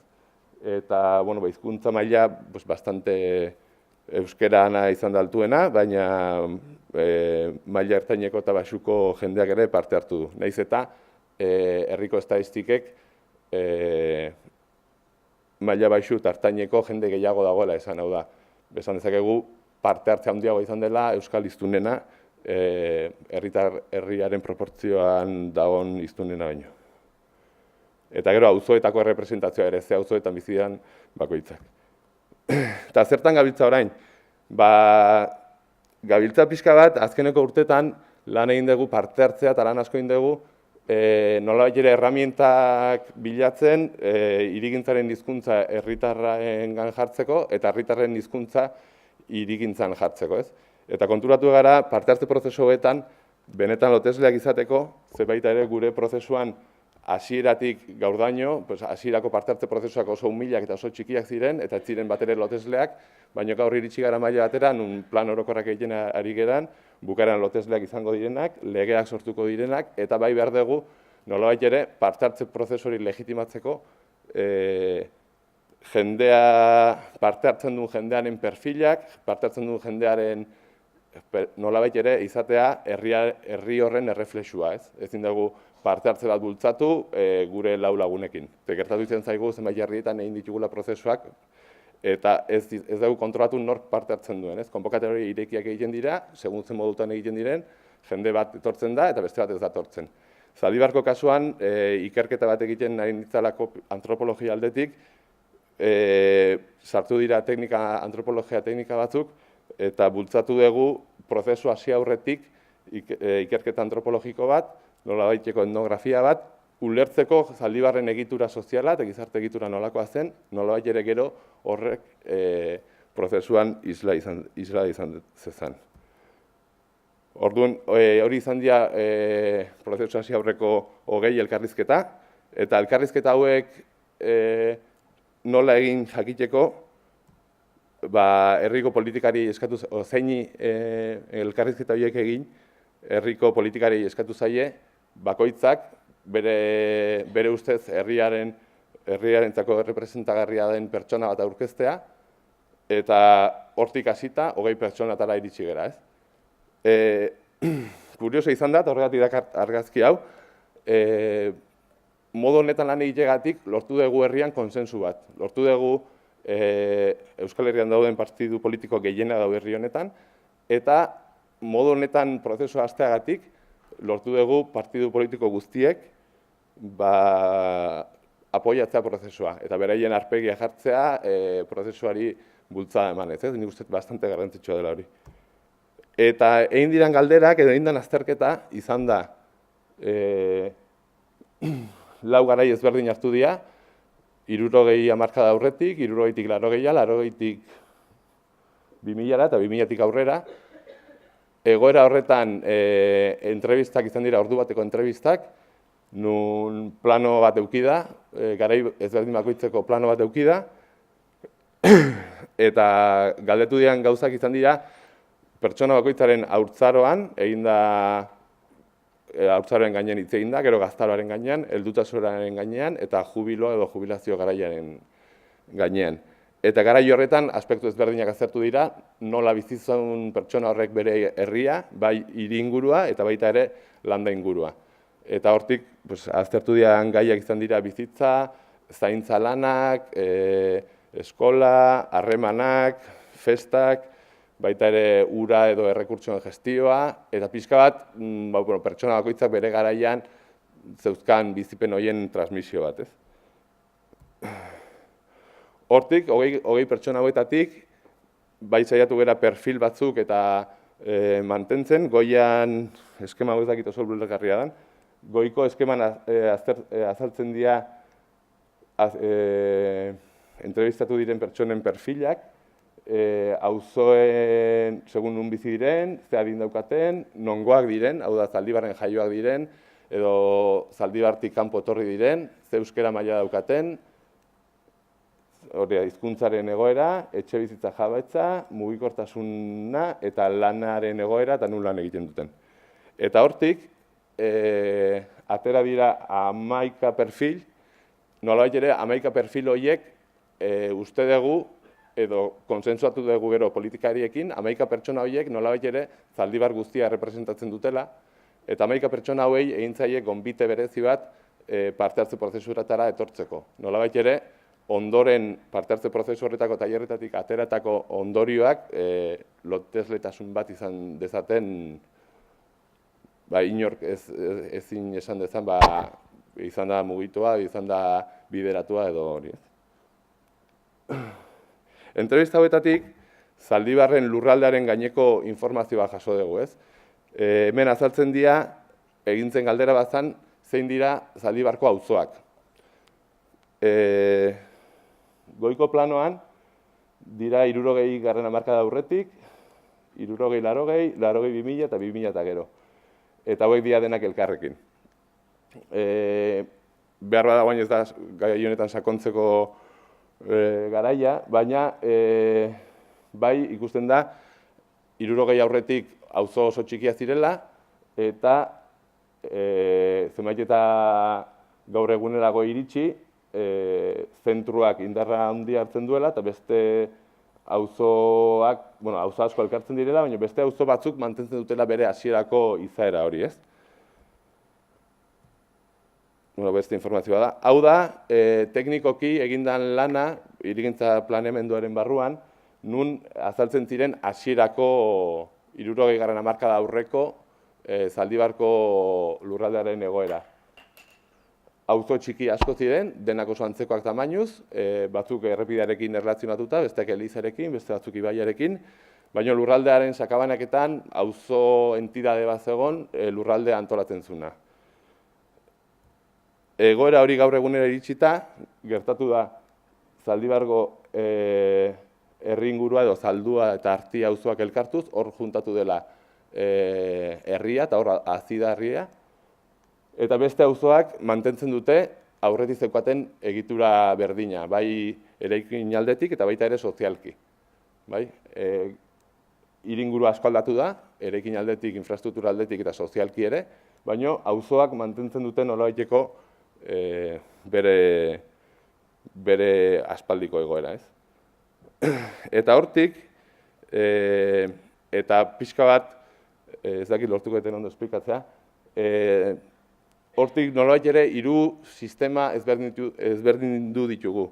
Hiru sistema izan dira, edo hiru antolaketa sozial. Bata izango litzake naranjatuz dagoena, eta hauek dira auzoetako sistema sozialak edo harreman sistemak, nun auzoietan oraindik mantentzen da antolaketa sozial bat auzolanean egiten dena, uraren gestio bat daukate manantial batekin, beraien bideak eta beraien mantentzen dituzten, nolabait ere dago antolaketa bat, auzoetan bakarrik dagoena, eta beraiek zer dute betidanik datorren antolaketa bat dela, ez? Gorriz daukagu herrigunea, eta izango litzake hirigunea, antolaketa, edozein herriko antolaketa bezala, eta urdinez daukagu inguru industriala. Nun hor ere beste antolaketa modu bat dago, beste bizipen modu bat dago, eta beste faktore batzun arauera antolatzen da bizitza, ez? Hori da, landagunea, naranjatuz daudenak, herria edo herriguneko bizitza eta antolaketa soziala gorriz dagoena, eta inguru industriala urdinez dagoena, eta beste erabateko bizitza daukana, eta beste erabateko faktoreak jokoan sartzen direla, ez? Orduan, hemen Tabarak egindako 6 modelua esplikatu nahi dizueke,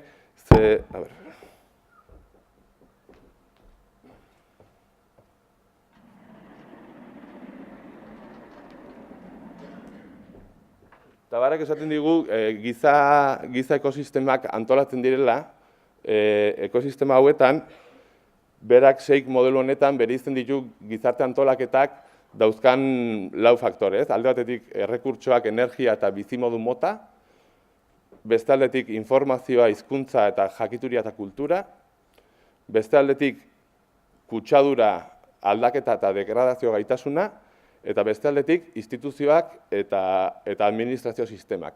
Nolabait ere, ulertzen du gizarte guztiak antolatzen direla 4 elementu hauen artean, eta 4 elementu hauek erabat harremanduta daudela elkarrekin.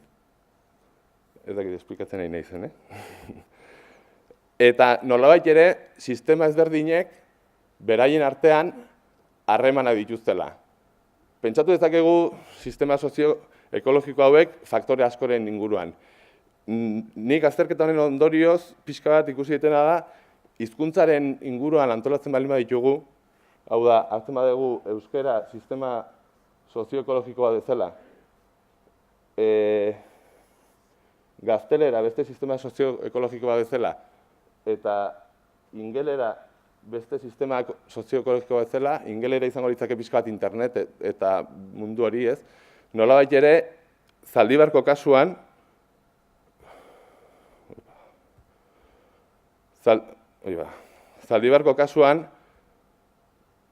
landaguneko auzoak izango lirateke benetan euskara presentzia askoz handiagoa dagoen toki bat, antolaketa sozial berezi bat daukana, eta bakarrik horre ematen dena, eta baita ere lurraldearekin harreman badaukana, baratze aldetik, guztiak eta aldetik, ondorioz kutsadura aldetik eta ere beste harreman ezberdin bat daukana.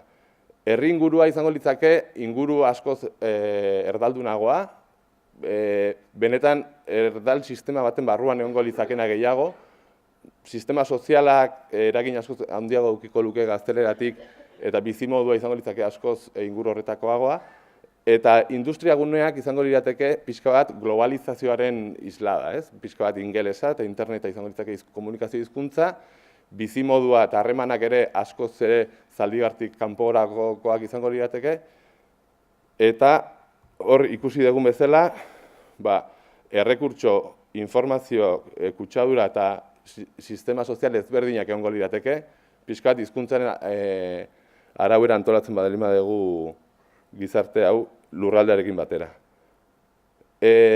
Tabarrak baita esaten digu, sozio-ekosistema hauek elkarren artean interakzioa dauzkatela, ez? Daudela elkarren arteko interakzioak, eta interakzio hauek orokorrean direla sistema handiek, kasu honetan izango litzake sistema globalak, ingelerarekin eta industriarekin kokatutako sistemak, tendentzia daukatela sistema txikiagoak jatera eta sistema txikiagoak nolabait ere uniformizatzera bere inguruan. Ingelera pixkat erlazionatuko litzake gehiago kotxearekin, mugimendu handiarekin, eta harreman ez fisikoekin, ez? Baina, bai kontsumo mota badago, produkzio industrial honen inguruan kontsumo eragin badago, eta mugimendu eragin badago. Euskararen kasuan, gehiago izango litzake naturarekin edo harremandutako inguru bat, eta hiri inguru urbanoan ere, pixka bat, mugikortasun ezberdinak, oinezkoak ere asko, eta batez ere ikusten dena da euskerak edo euskal inguruak daukan harremana bere inguruaren barruan dela, edo landalurra bere barruan harremantzen dela, eta baita ere harremantzen dela beste bai sistema globalarekin eta bai sistema urbanoarekin, hizkuntza aldetik. Harreman hauek ezberdina dira, gaztela hiriguneko jendeak inguru rurala ikusten du pasiatzea joteko toki bezala.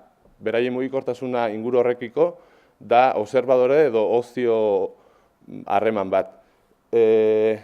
Inguru ruraleko jendeak berriz beti kotxez mugitzen da, eta bere harremana bai herriarekin eta bai industriarekin edo komertzioarekin, kasu honetan izango litzake Durangoko zentro komertzialak edo bat eta beste, inguru ruraleko jende gehienak kotxe hartzen du eta herrian ez da geratzen. Dijoa bere kontsumoa egitera edo Bilbora edo Durangoko zentro komertzialetara. Eta bere harremana askoz ere globalagoa da alde horretan hirian daudena baino. Hau dana, dagoen, pixkat ikusi dan gauza bada, aztertu gabe dago, eta Unaik komentatu zidan jardunaldi hau ez zeudela, eta nik uste aukera hau kontatzeko eta kontrastatzeko, gero galdera garaia eukiko dugu, aber ze esaten diazuen. Hau kontatu nahi dizuen. Gauza da ere, nolabait ere sistema hauen arteko harremanak hasten direla lehenengo hizkuntzatik, hau da pixka bat sistema hauek faktore ezberdinak nola relazionatzen diren, lehenengo hizkuntza eta informazioa da sistema batek bestearengan ikutzen duena, bigarren errekurtsoak eta kontsumo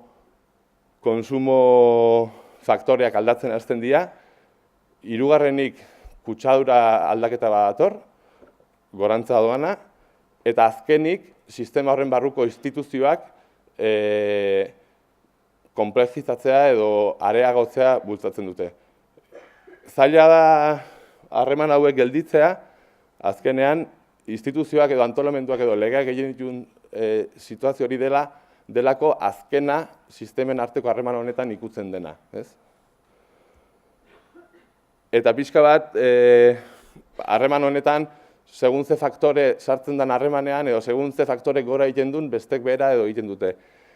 Kontsumo eta bizimodu maila igotzen baldin badugu energia gehiago, kontsumo gehiago eginez, kutsadura ere gore igotzen da, eta instituzio eta antolamendu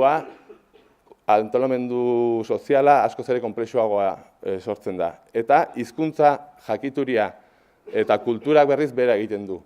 Hau da, kontsumo globalizatu honen barruan sartzen garen heinean, gure biodibertsitatea eta bai biodibertsitate kulturalak bera egiten du, eta jakituria ere, tokiko jakituria hori ere galtzen jutan gara, ez? Gure parte hartze prozesuetan bilatzen dugun tokiko jakituria, baserritar batek dakien nola ustiatu lurralde hori, ze landare aldatu, ze haize jotzen duen, nun dagoen iturburua eta bat eta beste, hori denak galtzen doa sistema hauen arteko harremanetan.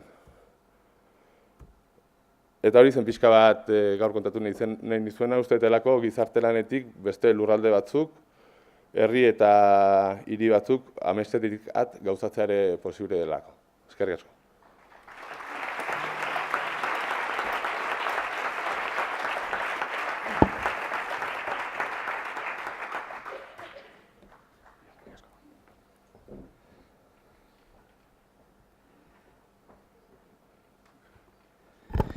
Eskerrik asko, Koldo.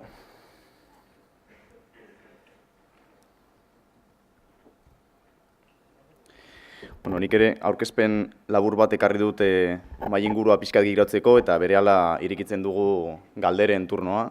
Zeo zer komentatu nahi badezue. Koldori, Natxori.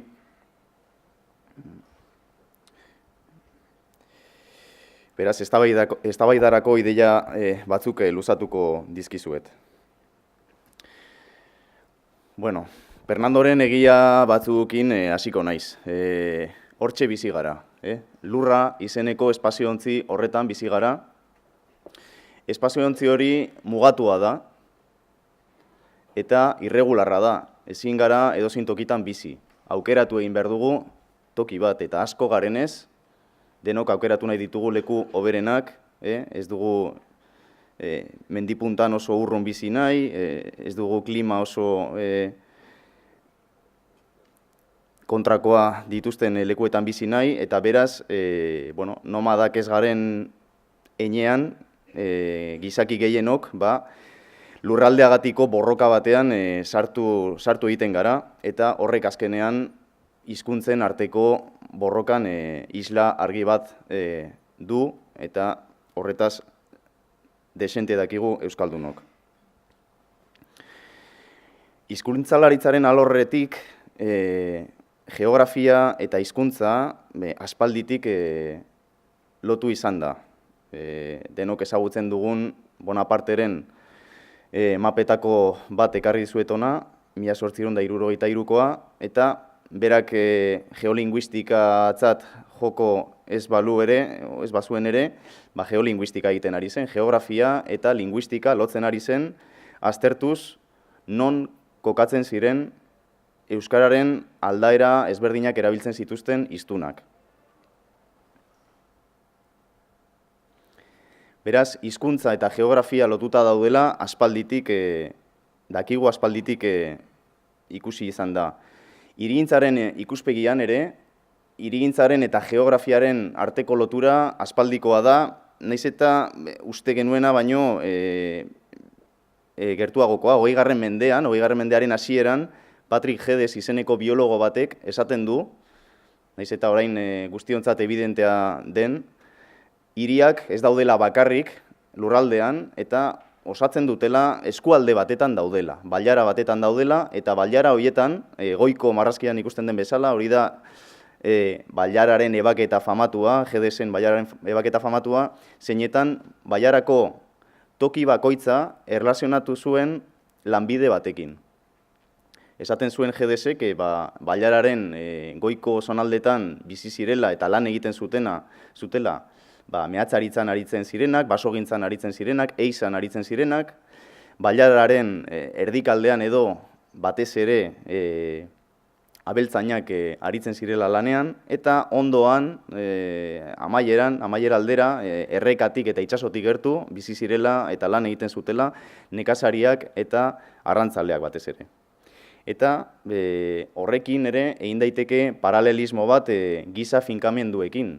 normalean bailararen goikaldeko zonetan, muinoetan eta baserriak eta baserriek osatutako auzo barreiatuagoak egoten dira, erdikaldetan herri ertainak kokatzen dira, eta normalean bailaren ondoetan, alegia oberen komunikatuta dauden zonalde hoietan, herri handiagoak eta hiri handiagoak kokatzen dira. Beraz, geografiaren eta hizkuntzaren arteko lotura, hirigintza eta geografia eta hirigintzaren arteko lotura. Bakarri falta zaigu hiru elementu, hiru osagai horiek lotzea. Eta horretarako nik gutxienez oso interesgarri topatu dut Julio Caro Barojak egindako azterketa batzuk, Los Vascos liburuan, 1959 urtean idatzia. Bertan erakusten digu mapa hau, Euskal Herriko mapa hau. Ondoren Samarrek moldatuko zuena horipean liburuan argitaratzeko. Eta bertan erakusten digu Euskal Herriko 3 lurralde unitate nagusiak,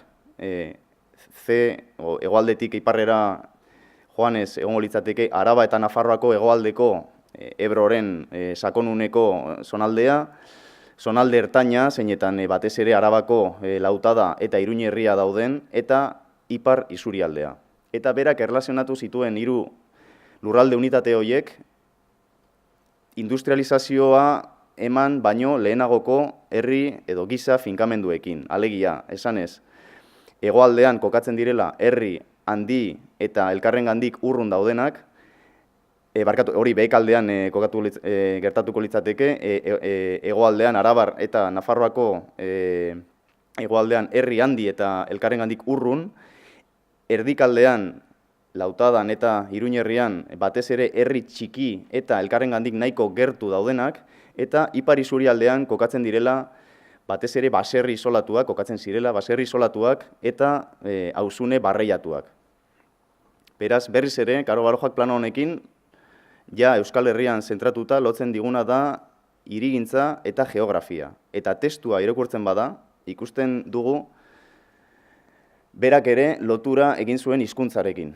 Esanez, banaketa hori, 3 unitate handi hoietan ematen den banaketa hori zeinetan hirigintza eta euskal geografiaren artean erlazio zuzena dagoen, baita ere erlazionatuta dagoela euskararen hedadurarekin eta atzerakadarekin. Esaten du, A zonaldean, ipar isurialdean euskaraz egiten zela, hau 20. mende erdialdeko idazki bat da, B zonaldean, erdiko zonaldean, Lautadan eta Arabako Lautadan eta Iruñerrian, beraz goi ordoki horietan esaten du 16. eta 19. mendeetan euskarak atzerakada nabarmena jaso duela, eta C zonaldean, hegoaldean, esaten du berak ez duela berririk inoiz hitz egin ote den euskaraz bertan. Ez naiz sartuko eztabaida horretan, ia Arabako hegoaldean eta Nafarroako hegoaldean euskaraz hitz egin ote zen, baino oso interesgarria dena hemendik da norbaitek eta antropologia eta etnografiaren ikuspuntutik lotu egin zituela 3 elementu horiek, lurraldea, hizkuntza eta hirigintza. Eta iruditzen zaite kontu honetan aipatu behar ditugula bi osagai, eta bat da kuantitatiboa eta bestea kualitatiboa. Batean tamainaz ari gara, alegia zenbat etxe bizitza egin behar ditugu, zenbat etxe bizitza egiten ditugun eta horrek zer erlazio duen euskal hiztunengan, eta bestetik nola egiten ditugun etxe bizitza horiek, nola egiten ditugun auzo horiek, hiri horiek. Horrek ere eragina dauka euskal hiztunengan. Alderdi kuantitatiboari buruz hitz egiterakoan demografiaz hitz egin behar da, ez bakarrik hirigintzaz. Lehen Koldok aipatu du, zer nolako aldaketa egon zen Zaldibarren 70. hamarkada inguruan. Eta hori gertatu zen Euskal Herri osoan. Hemen ikusten da nola 50. eta 75. urteen artean Euskal Herriko biztanleria ez zala bikoiztu baino ia. Eta denok dugu buruan herri ez gutxitan zeintzuetan biztanleria hirukoiztu egin zen. Horrek sekulako eragina izan zuen, bigarren industrializazioak erakarri egin zituen etorkin asko, batez ere Espainiatik, eta horrek hizkuntzan eragin handia izan zuen. Lehenik eta behin, hirigintzan noski sekulako eragina izan zuen. Etxe bizitza pilo bat behar ziren eta azkar behar ziren. Ez dute gogorarazi behar, Bilbo aldean zer nolako arazoa egon zen txabolismoarekin. Hain zuzen ere, arazo hori konpontzeko besteak beste, Otxarkoagako etxe bizitza poligonoa eraiki behar izan zen, azkar, 3.000 zazpiron etxe bizitza jasotzeko bertan. Donostian bertan ere badaukagu bakea poligonoaren kasua bidebietan, zeinetan 750 etxe bizitza egin ziren 4 urtetan, edo Baionan bertan Santa Gurutzeko subfamatua, 1.100 etxe bizitza alako bloke erraldoi batean danok ikusten duguna errepidetik goazenean. Zer ekarri zuen 1960ko eta 1970ko hamarkadetako hirigintza azkar eta masibo honek? Batez ere nik azpimarratuko nuke, bertan txertatu zirela mugimendu modernoa deitzen dugun, arkitekturaren alorrean eta hirigintzaren alorrean mugimendu modernoa deitzen dugun estiloaren ideiak. Le Corbusier izeneko arkitekto batek batez ere aldarrikatu zituen ideia batzuk. Eta ideia nagusia eta euskararekin, hiztunekin erlazio handia duena, nire ustez da, Le Corbusierrek esan zuela, kalea hila zegoela. Kalea hil da. Eta hori kontutan hartuz, egin behar du hirigintza. Berak esaten zuen, hiriak izan behar zirela parke erraldoi batzuk, zeinetan etxe bizitza oso handiak kokatu behar diren, eta ondoren zonaka banatu behar dira giza funtzio ezberdinak. Berak batez ere esaten zuen 4 giza funtzio zeudela hirietan. Lan egitea, lo egitea, aisialdia eta, edo nolabait esateko, burua eta gorputza kultibatzea, eta gero zirkulatzea. Zirkulazioa autoari utzi behar zitzaion, eta beraz, 4 zonatan banatu behar ziren hiri horiek, edo 3 zonatan banatu behar ziren hiriak, eta ondoren errepideen bidez, errepide azkarren bidez, dana lotu, efizienteki, ezta? Iaia makina bat balitz bezala hiria. Eta horrek esan dudan bezala ekarri zuen kalearen heriotza, ohiko kalearen heriotza, ezta? Zeinetan alde batean eta bestean eraikinak dauden, dendak dauden, tabernak dauden. Beraz, hirigintzan eman ziren aldaketa horiek batetik oso eragin handia izan zuten demografiagatik, esan nahi dut aldaketa soziolinguistikoak egongo ziren hirigintza eredu bat hartu edo beste bat hartu, azken finean demografia kontu bat da, etortzen baldin badira etorkin asko euskaraz mintzatzen ez direnak, horrek zerikusia eragina izango du etxeak modu batean edo bestean egin, baina gainera egin ziren modu horretan, modu hartan, eta beraz, nik baino askoz gehiago dakien batek, Mikel Salbidek hizkuntzalaritzaz, esan zuen, jarri zuen adibide xume bat, ezta, Legazpikoa, 50ko hamarkadatik aurrera, esaten du Mikel Salbidek, industrializazio bizkorraren eraginez, etorkin asko iritsi zirela herrira, Legazpira, Nafarroatik, eta batez ere, dio Salbidek, Gaztela aldetik. Erdal giroa nagusitu zen, horren eraginez, kaskoan eta langile auzo handian. Nik uste, agian komentario hau ez da oso zientifikoa, da gehiago iritzi bat, baino danok bizi izan dugu hori batez ere Gipuzkoa eta Bizkaiko herrietan. Garai hartan, 60 eta 70 hamarkadetan jaso zena, eta baita ere hainbat herritan 80 hamarkadetan. Beraz, hori litzateke alde kuantitatiboa, tamainarekin edo demografiarekin oso lotuta dagoen aldea. Eta bestalde, egongo litzateke aspektu kualitatiboa. Hirigintza mota ere, aipatu dut, ja hasi naiz kualitatez edo hitz egiten, ezta? Aipatu dute mugimendu modernoaren hiriak kalearen heriotza ekartzen zuela. Hori gutxi gora bera, duela zenbait urte konturatu ziren hirigileak, eta esan zuten, agian bide hau ez da oso jarraitu beharrekoa, aldatu egin behar dugu, buelta bat eman behar diogu honi. Gertatzen dena ondoren etorri den eredua oraindik okerragoa dela. Ondoren etorri den eredua suburbanizazioarena da.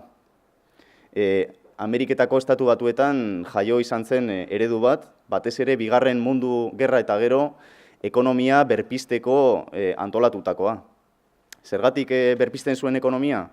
bakoitzari etxetxo bat eta lorategitxo bat emanez, ekonomiaren sektore asko bultzatzen zirelako. Hasteko etxegintzaren sektore potentea, jarraitzeko nola auzune horiek egiten ziren aldirietan, hirietatik kanpo, beharrezkoa zen bertara llegatzeko auto bat. Beraz, autogintzaren sektore potentea ere martxan jartzen zen. Autoak erabiltzeko errepideak behar ziren, eta ingenieritza zibilaren sektorea ere martxan jartzen zen, eta erosteko autoa eta erosteko etxetxoa behar zen kredito bat, prestamo bat. Eta beraz, maileguak martxan jartzeko, bankaren sektore potentearen martxan jartzen zen, negozio biribila zen, eta ura edatu zen, gainera, amets amerikarraren ideiarekin lotuz, halako exitoaren, bizitzan exitoaren ideia ere oso ondo islatu zen, eta horregatik ere heldu da gurera.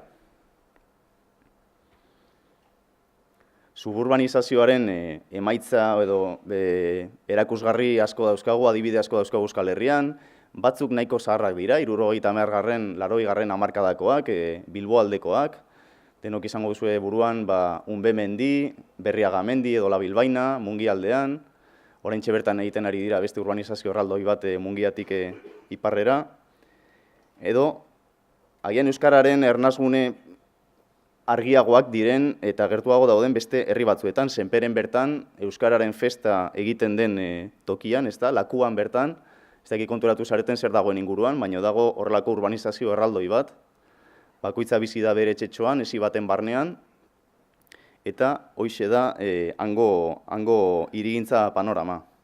Ez dago herrigunean, herrigunetik urrun dago, 2 eta 3 kilometro artean daude, beraz hauek segurazki ez dira joango lanera, Senperen bertan lan egiten badute ez dut uste joango direnik autobus urbanoan, ez dago garraio publikorik jartzea eredu honetan, eta beraz bakoitza joango da bere etxetik, auto hartuko du eta joango da lanera, ezta? Ez dute hitz egingo haien artean, ahozkotasuna ez da sustatzen. Eredu honek ez du ahozkotasuna sustatzen. Noski, hori kaltegarria da edozein hizkuntzarako, ez bakarrik euskararako, baina gauden egoera egonda, harri bat botatzen baldin badiozu Goliat bati, mina egingo dio, baino ez du lurrera botako. Guri harri bat botatzen badigute, agian erortzen gara, ezta? Orduan, guretzat askoz ere kaltegarriagoa da, ahozkotasuna bultzatzen ez dituzten hirigintza ereduak aurrera eramatea.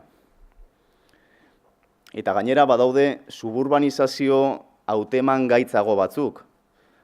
Senperekoa oso argi ikusten da, Berriaga mendikoa oso argi ikusten da, baino Aizarnazabalgo eredu hau agian ez dirudi hain txarra. Hemen nik uste sensibilidadez egin da, adosatu batzuk sartu dira, baino, egia esan kaskoaren azalera bikoiztu egin zen, bere garaian, nolabaiteko sare bat dago, kaleak daude, naiz eta jendea esien barnean bizi, ezta? Hau esate batarako oso ondo salatu egin du Koldo Izagirrek, autopsiarako frogetan, 2010an, esaten du Aizarnazabal Revisited izeneko artikulotxoan, edo idazkian, burges koskorraren ametsa, pribatukeria, etxe sarrera langatuak Aizarnazabalen, egitura urbanoan sortu tumore larri, lorategi itxituratuak, itxiturak keretaz itxutuak, eta gora behatuz gero, Aizarnazabalen egu berriz Santa Claus ageriko zaizu urbanizazio berriko etxeetako balkoietan. Pareta bitarteko multzo esituok ez ote dira zirkulazio librearen traba, topagunearen aitziko, hizketaren etxai, hitzaren ukatzaile. Nik uste klabean ematen duela. Eredu hori ahozkotasunaren kontrakoa da, eta ez bakarrik eredu hori. Azken urteetan, nik uste nahiko ohituta gaude, aparkalekuetara iristen diren ascensore igogailu horietara, sartzen gara igogailuan, ateratzen gara gude deskantzioan eta sartzen gara etxera. Lehen gutxienez, igogailuak ez ziren aparkalekuetara jaisten eta portaletan topo egiten zenuen auzolagunekin eta hitz egiten zenuen zertxo bait. Gero eta gutxiago gertatzen da hori. Beraz, hau esan da gero zer demonio proposatzen dudan. Nik uste,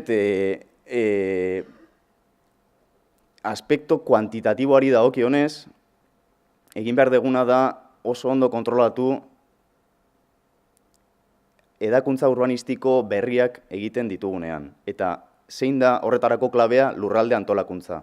Nire ustez, udalerri mailako plan orokorrek ezin dute ikusi, ezin dute konpondu gai hau, ezin dute gehiegi konpondu gai hau.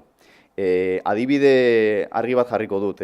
Aia batean beharrezkoak balira 200 etxebizitza berri, nire ustez, egin beharko litzateke azterketa serio bat ikusteko ia horrek hiztun komunitatearengan ze ondorio dituen, zeren eta aian eragin bat kaltegarria izan daitekeena, agian zarautzen ez da hain kaltegarria. Eta hori ez da konpontzen aiako plan orokorra egiterakoan.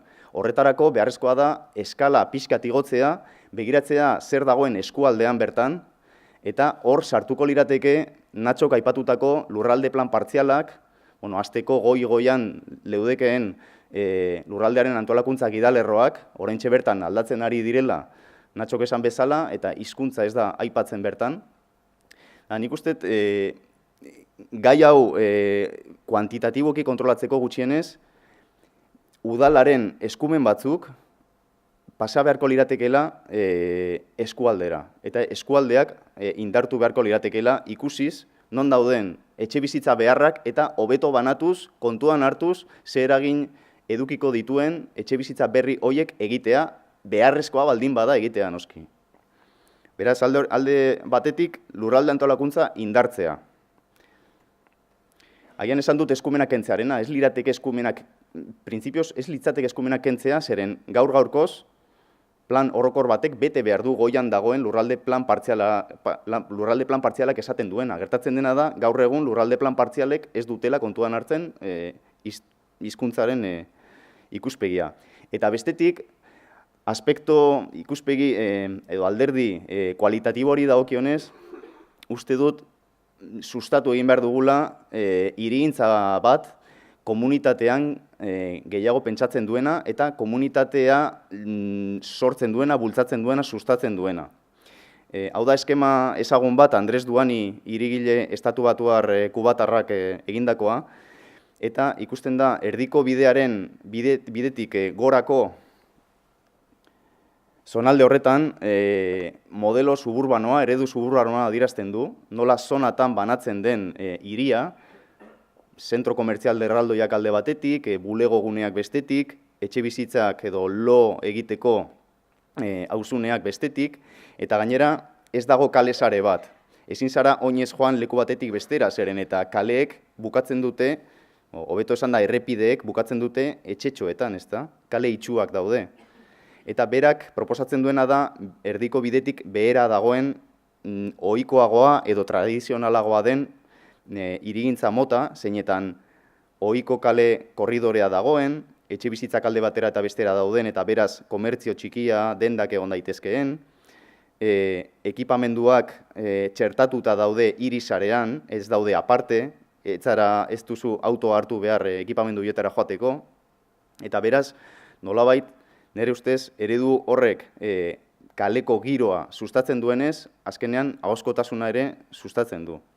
Eta hori joan daiteke gutxienez ez da joango euskararen kontra. Azken finean, proposatzen dudana da auzoari garrantzi gehiago ematea, besterik gabe. 1929ko marrazki bat ekartzen dizuet. Nahiko gauza zaharrak ekarri dizkizuet, baina uste dut ia gauza gehienak esanak daudela. Behar bada, egin behar dena da tiraderatik atera eta berriz ere buruan jarri, ezta? Clarence Perryk esan zuen hau dela hirigintza egiteko unitatea, auzoa. Zentro bat daukan auzoa, erabilera mistoak dituen auzoa, ez duzu hartu behar autoa joateko Ikeara, joateko Max Center erraldoi batera, zeren eta leku horietan, badakigu erdalgiroa dela nagusi, eta beraz, azken finean, euskara gutxiago sustatzen da. Gainera uste dut, egiten ari naizen komunitaterako hirigintza honen aldarria ez dut egiten bakarrik hizkuntzaren aspektutik, hizkuntzaren ikuspegitik. Uste dut, benetan, askoz ere osasuntsuago biziko ginatekeela bakoitzak lan egingo bagenu gure bizi garen auzoan bertan, ezta? Hau agian erraza da esaten, zailagoa da egiten, baina gutxienez hobe da plan bat edukitzea, ez? Ideiak argi edukitzea. Beraz, hemendik aurrera niri galdetzen badiate zer den arnasgune bat, nik esango dut ez dala bakarrik euskara, dala euskara gehi komunitatea. Eta komunitate hori sustatzeko, bultzatzeko, uste dut hirigintzak baduela ere zer esana. Besterik gabe, eskerrik asko.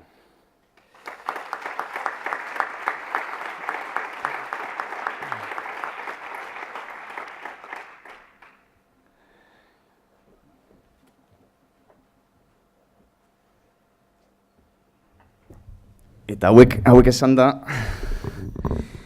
ez dakite norbaitek zehozer galdetu nahi duen, o iradoki, o kritikaren bat egin, lasai irikiko dugu txanda bat, ia galdera bat obi ateratzen diren, eta nik bestela badaukat baten bat prestatuta, osea, lasai. Bai, hortik, oraintxe pasako dizute mikrofonoa.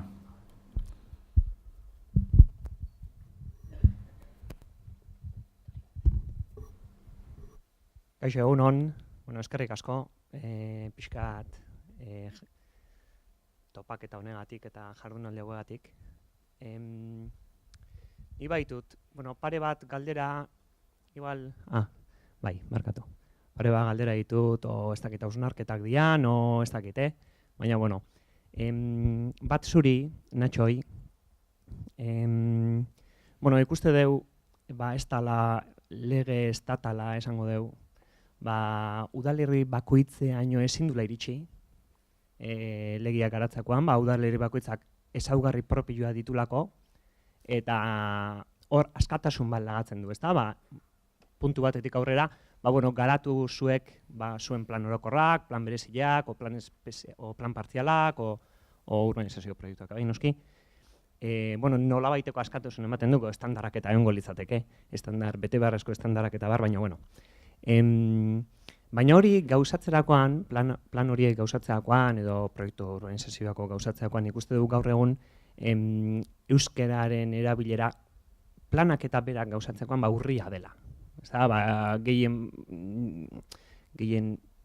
esanguratsunak dian plan espezialak edo plan orokorrak edo erderaz egina dira. Azken finean, gaur egun badago askatasun bat administrazioan zuk gauzatu ditezkezu euskara, nahi baldin baituzu.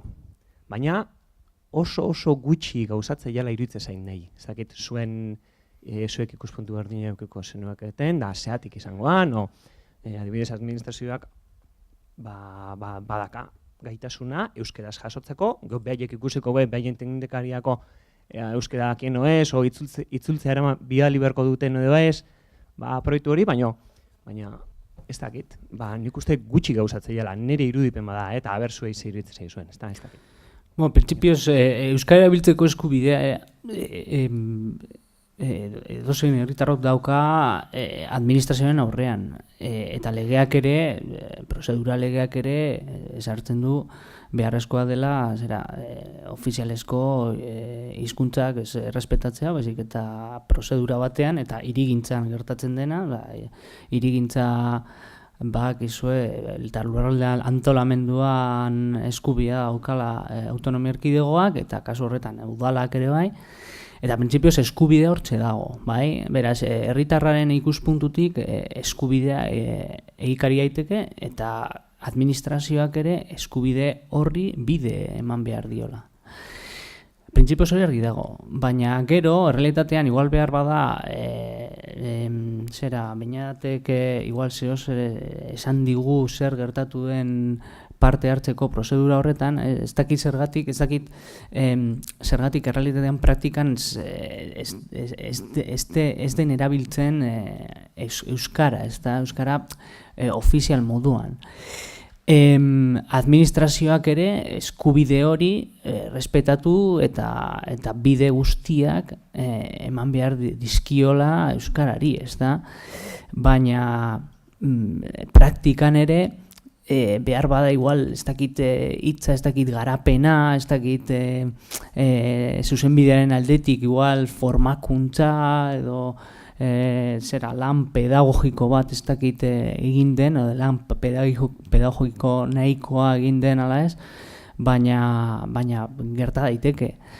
Legeak ere, eta euskal legeak ere, normalizakuntzaren legean ere, esartzen dira bideak euskara erabiltzeko, baina gero praktikan zalantzak hartzen dira, noski. Gero, eskerrik asko nintxo. Gero, koldoie beste galdera bat, o nahi joan pixkat. Zaldibin indezuen lana oso ona. Zaldibarre barkatu. Oso ona, ondorio interesgarri batzuk ateitu zu eta guain hausnarketa egiteko ere, egokiak, nola. Baina, indezue plan orokorra, plan orokorrak, udalerri guztian ez du antolamendu xeatua sartzen, baizik eta egiturezko antolamendu bat, hainbat puntutan, lurzoru urbanizatzailean adibidez, lurzoru urbanuan xeatuko zenuten, da ondo, baina agian igual lurzoru urbanizatzaile hortan plan berezia inberkoa, kasu bakoitzean antolamendu xeatu hori zehazteko, eta horrere, igual horrere beste herri partaidetza bultzatu beharko zenuketen, horretortze bai dira azken finean, egitasmo berritan, hainbat eta hainbat kritika eta gatazka baten iritzia, bestian iritziak, nik azpimarratu pixkat esan desun hori ere bai, pixkat partaidetza hori bultzatze deunean, hortik ateatako ondorioak bezain garrantzitsua dela partaidetzan portzentaia ikustia, hori eta lortu inberdala nolabait ere, portzentai hori oso goikoa izatea. Gero, igual, pausu bat aurrera igual nazten nahi naiz dana, baina, demagun plan berezi bat itakoan, ez tezuela ez da zuen kasua, baina, eta ja gauza zehatz bat inberdeunean udalerri batian, proiektu espezifiko bat, ja, hor, igual, herritarren partaidetza eskatze deunean, eta, ondorioako emaitzak garbila dianean, 80 aldekoa eta beste 20 kontrakoa danean, hor partaidetzak oso lagungarria da eta ondo dator. Baina zer egin dezakegu partaidetzak aldekuak 51 diala esateunean da kontrakoa 59 diala esateunean. Agian erdibide batzuk bilatzen saiatu gaitezke, proiektua eraldatuz, baina askotan hori ere ez da hain erresa, ez da. Hor, kasu egiten zer egin dezako partaidetzan erabilera horrekin, ez da, hain, ez dakit, hain desberdinean, erabakiako, irizpideako, ez irizpidea, baizik eta, emaitza horiek hain desberdina dianean, ez da, 51-49, alde kontra. Nola kudeatu kasu horiek?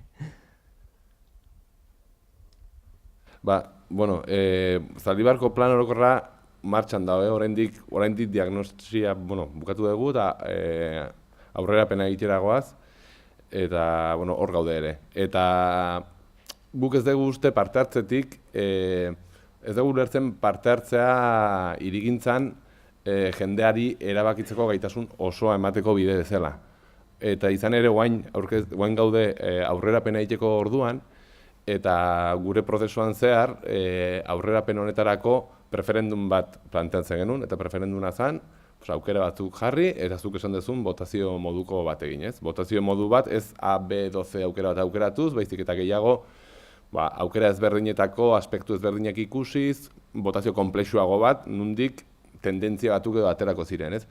Ez dugu sinisten parte hartzea dela hau aukeratu edo aukeratu, ez? Eta orain aurrerapena egiterako orduan, ez dugu uste ere aukera eman behar degunik xehetasuneko plan bat aukeratzeko. Gehiago da gero garatuko den, gero plan berezi batekin garatuko den edo plan parzial batekin garatu den inguru horrek ze tendentzia izan behar ditun, zein diren nahiak, zein diren helburuak, zein diren arriskuak eta horiek ondo zehaztu, ez? Ez dugu uste, tekniko eta tokiko jendearen hibridazio horretatik ez da herritarrak hirigintza edo arkitekto bihurtzea eta arkitektok herritarrak, ez? Bien nahasketatik sortuko den zerbait. Eta zehaztapen horietan eta botazioetan ez dugu gehi sinisten, parte hartze lortzen dugun bezala. Eta pixkat, aurreko galderarekin, euskerarekin eta hori, gure taldean talde ezberdina daude, ambientologoak, arkitektoak, antropologoak, eta bakoitza lan egin du bere hizkuntzan, eta dokumentua da bakoitza bere hizkuntza. Gure parte hartzeko dokumentua euskeraz da eta euskeraz dago. Egoera honekin zenbait herritan arazoak izan ditugu. Oraintxe entregatu berri dut beste herri batean Gipuzkoan lan bat, eta orain erderatzeko eskatu diate. Eta esfortzu bat egin izan dugu, ze guk azkenean gure hirigintzako ikasketak, arkitektura ikasketak denak erderaz egin ditugu. Administrazioan gaur egun dago jende gehiena, orain pentsatzen dut gehiago ongo dela jende gazte eta euskeraz karrera bat egin dunak, terminologia gehiago menderatzen du. Nik eguneroko lanean, esfortzu gogorra egin beharra izan dut, euskeraz lan egiteko, eta hirigintza aspektuetan are gehiago. Ulertzea ere, kostatu zait ez dutelako hizkuntza hortan ikasi. Baina administrazioak berak ere, euskera babesten duen heinean, erdera ere babesten du. Bai. Eta... Bai. Gero, amaitzeko, beste... ez nahi hemen asko luzatu baino. Zaldibarreko kasuan esate genizun, komentatzen zinuen horren desun eskeman, nola azken finean herrian bertan, erderan erabilera gehiago nabarmentze zala, ez da, pixka mendiko auzo txikitan edo baino gehiago. Gero, unaiek, adibidez esate zegoen, herriak, hainbat eremutan edo igual, hobedala herrigunea hasi, edo, igual, askuntza eremu batzutan kokatu, pixkat baita ere, ingurumenei buruz, egiten zuen hausnarketa txikilei buruz. Eta, errexago dela, herri barruan garraio publikoak eta pixkat bultzatzia, pixkat, eremu txiki, zatitutako eremu txiki horietan baino, hor garraio publikoa garatzia zailagoa izango zala, no? Hor, nola uztartu dezakegu euskeran erabilera herria handituz edo gutxituz, azken finean, euskera ez dakin batek igual erosoago sentitzen da eremu handi batian, non, gehiago, bere kasuan gehiago daunden, da, igual ez dualako biharrikan euskera ikasteko edo igual eremu txiki batian baino, hor behartuago sentituko litzakela, euskera pixkat ikastea, no? Nola uztartu euskeran erabilera, eremu txiki handitan, eta ingurumenan zaintza, ez? Bai garraio publikoak garatuz, edo, eta jazta bukatzen da, eskerrik asko, Nik horretarako ez daukat erantzunik. Nik bai dakidala da, Euskal Herri honetan gehiago, gutxienez hirigintzaren alorrean, gehiago kontuan hartzen dela igeldoko igelatxoa euskalduna baino. Esan nahi dut, igeldoko igelatxoa zegoelako igarako putzu batean, hango industriagunea handitu zenean, sekulako arazoak egon ziren, eta horrek izan zituen eraginak aldatzeko bertako hirigintza plana, bizoi Europarra ere kontuan hartu zen Ondarroan aieriko urbanizazio handia eta berria egiteko, eta bertan bera gelditzeko arrazoietako bat hori izan zen.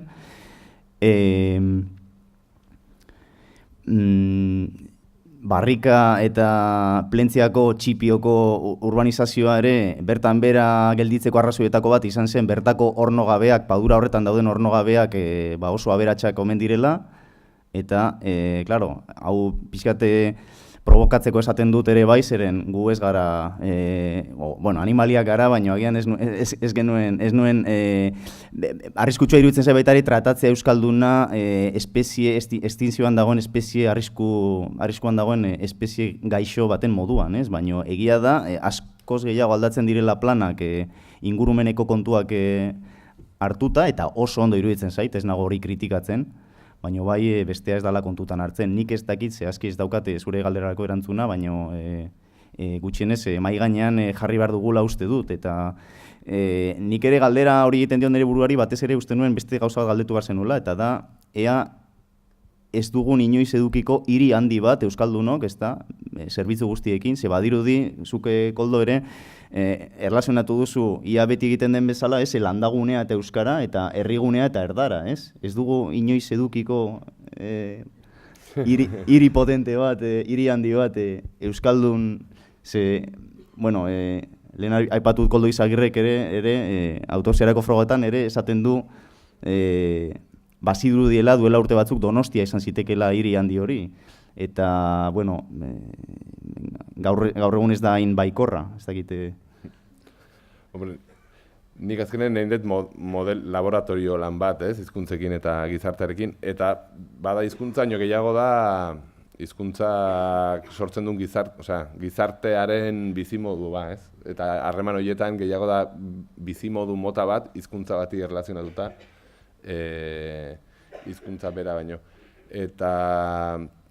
Eta zuk esaten zenunarekin, aitzenen nik ez dut uste da honik erantzun bat zukin dezun galderarako, eta uste tokian tokiko aukerak eta azterketak egin behar diela, ez? Eta pixkat egindako azterketa honekin ez geha jun modelu baten bila, baizik eta hau izan da, hemendik aurrera parte hartze prozesuetan eta hirigintza prozesuetan eduki behar dugun ikuspuntu bat ikusteko, inguru giroa landu nahi baldin badeu, eta inguru giroan gainean erabakiak hartu behar baldin badia, pues, komunikazioa eta jakituria hori dena euskera hiztunetan gehiago egongo da, harreman zuzenago bat eduki dutelako beti lurrarekin, gaur egun jarraitzen dutelako harreman horrekin, eta beraien bizimodua ere lurrarekin, hizkuntzarekin lotuta, jasangarriagoa delako, eta nik gehiago alde horretatik plantatu nahi nuen nire aurkezpena, ez? Nola hirigintza eta lurralde antolamentua egiterako orduan, nun bilatu jakituria ezberdinak gero etorkizuneko planeamendu egoki bat emateko.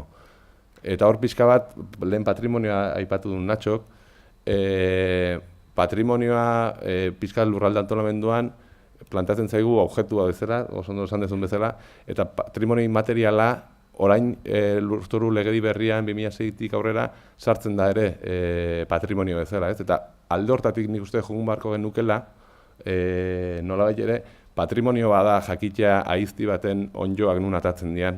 Eta patrimonio hori, segurazki, euskararen baitago dago, erdera edo ingeleraren baita baino, ez? Eta bide horiek jorratu nahi baditugu, hizkuntza aukeraketan eta hizkuntzara zaintzan, nolabait ere zuzentzeko bide izan nahizun aurkezpenak. Nik pixkat sakontzeko, hiri handiaren ideia edo ulertu diot Natxori, Euskal Hiria bultzatzen ari den kontzeptu hori, euskararako atzerakada bat edo ekar dezakela, aldezakezun hori pixka bat. Nik uste dut, galdera hori igual soziologentzako izango dela, igual nire ikuspuntua da beti dokumentua, agiria beti prestatzen da, soziologek eta arkitektoek eta ekonomilariek egiten dute, baina agiria behin ikusita, pizka bat euskara ez, hizkuntza ez, baizik eta beti hitz egiten da kulturaz, ondareaz, industria kultura, turismoaz, eta nik uste dut ez dakit bide horrek izango duela hoberena euskara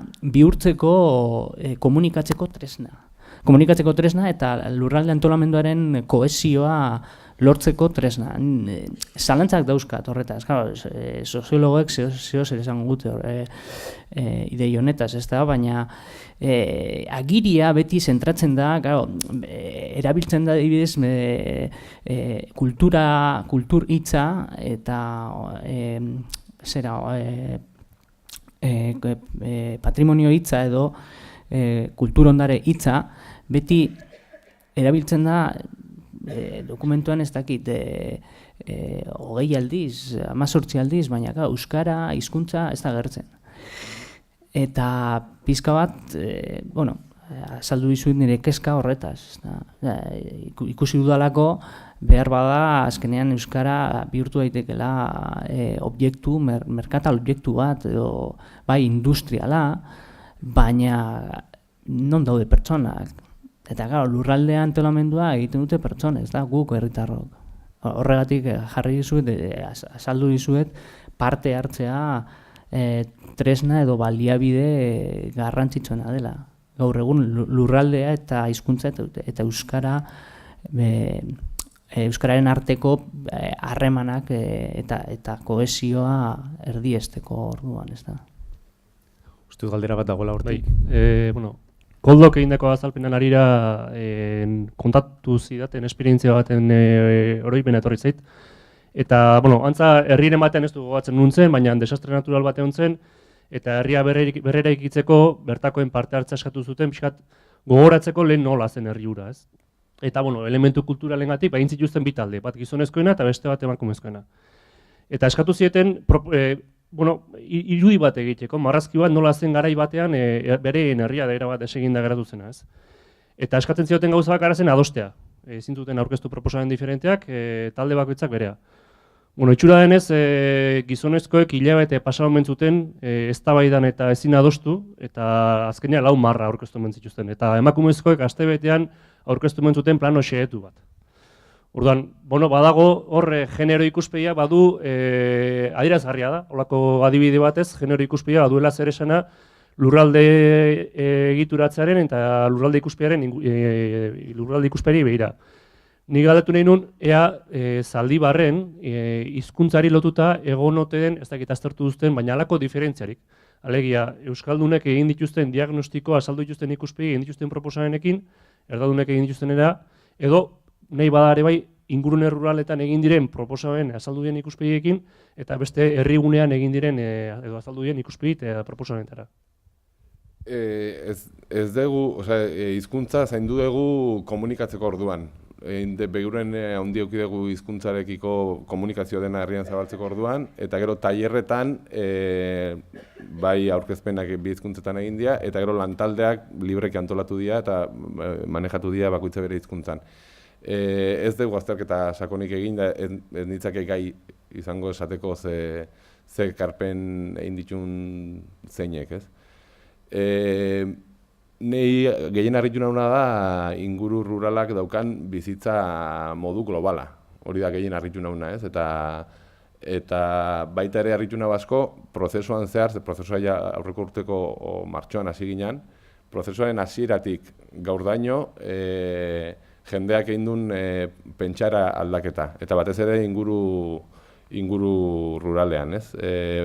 Herriko arazoak garbiak izan dira, kotxea eta oinezkoen arteko gatazka, parke baten kudeaketa, eta inguru ruralean bai sartu gara pinuen ustiapena, mugak nola sortu, nola ekosistema pentsara sartu landa inguru horretan, eta hasierako jarrerak oso gogorra ziren. Eta arazo gehiena eduki dugun tailerra edo konfrontazio gehiena egondan tailerra izan da baso ustiaketa eta landagunearen gaineko tailerrean. Eta horre ondia iritzi kontrajarria handienak. Baina baita ere horre onda, behar bada parte hartzaileen hausnarketa eta iritzi aldaketa gaitasun handiena.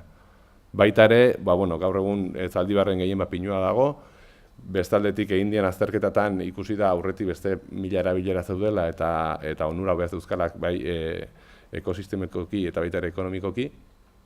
Eta beste adibide batzuk erakutsiz eta bidea zabaldu dira landa inguruan erabaki potenteak hartzeko moduan. Bezakit erantzun dizuan. Bai, nik bi galdera, lehenengo agian ere refleksio txiki batekin. Gai hau planteatu genuenean aldundian, azteko etxe barruan ere sorpresak aurpegiak ikusi nituen, ez? Hizkuntza eta lurraldea, lurralde antolaketa eta gai hauek elkartzean, elkarlotuta presentatzean, harridura aurpegiak ikusi nituen, eta beraz planteatzen dut, eta igual berezikin Natxori, baina gainako bai, ia ze aurrikus dezakegun gai hauekin udaletara edo beste administrazio batzuetara joaterakoan, hau da, hizkuntza eta lurralde antolaketa elkarlotuta presentatzean edo eskari hori egitean, ez? Kontuan izateko eskaria egitean, eta bar, edo herritarren partetik bai, eta lotuz igual orain egin den galderakin, ez? Ze aurrikus dezakegu. Hori bat, eta gero, bigarrena eta hau bai berezekin Natxo zuri, lurralde plan partzialetan hizkuntzaren gaia integratzeko zer beharko genuke? Bueno, nik uste dut bi galdera lotuak direla, ezta? Plan partzialetan nik uste dut, eta bueno, unaik ere, unairen azalpenetan, zehozer azaldu zaigu horretaz, ezta? Nola antolatu, adibidez, etxe bizitzak erekitzerako orduan, eta babes ofizialeko etxe bizitzak adibidez, babes ofizialeko etxe bizitzak beti bultzatzen ditu administrazioak, eta administrazioak bauken antzukizuna horretaz. Hori alde batetik, bestetik, lurraldearen erabilerak antolatzeko asmoz, ordenatzeko asmoz, finkatzeko asmoz, beti, edo finkatzerako orduan beti kontuan hartu behar dugu nola ordenatzen den hiria. Ez da, nola eskualde batean erabilera horiek, edo erabilera horiek finkatzerako orduan zein eragin izango duen euskarak. Bai?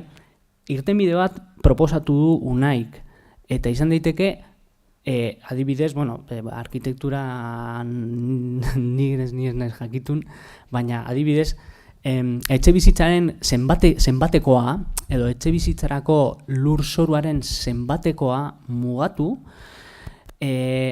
mugatu ere bai, adibidez, nolakoak izan behar diren kaleak, bueno, hori da plan hirigintzan hobeto, plan partzialetan, baina hirigintzan, udalerrietan, eta batez ere behar badadino komunikazio bideak, adibidez, errepideak, edota azpiegiturak, non kokatu behar diren azpiegiturak, azpiegitura handiak, ezta?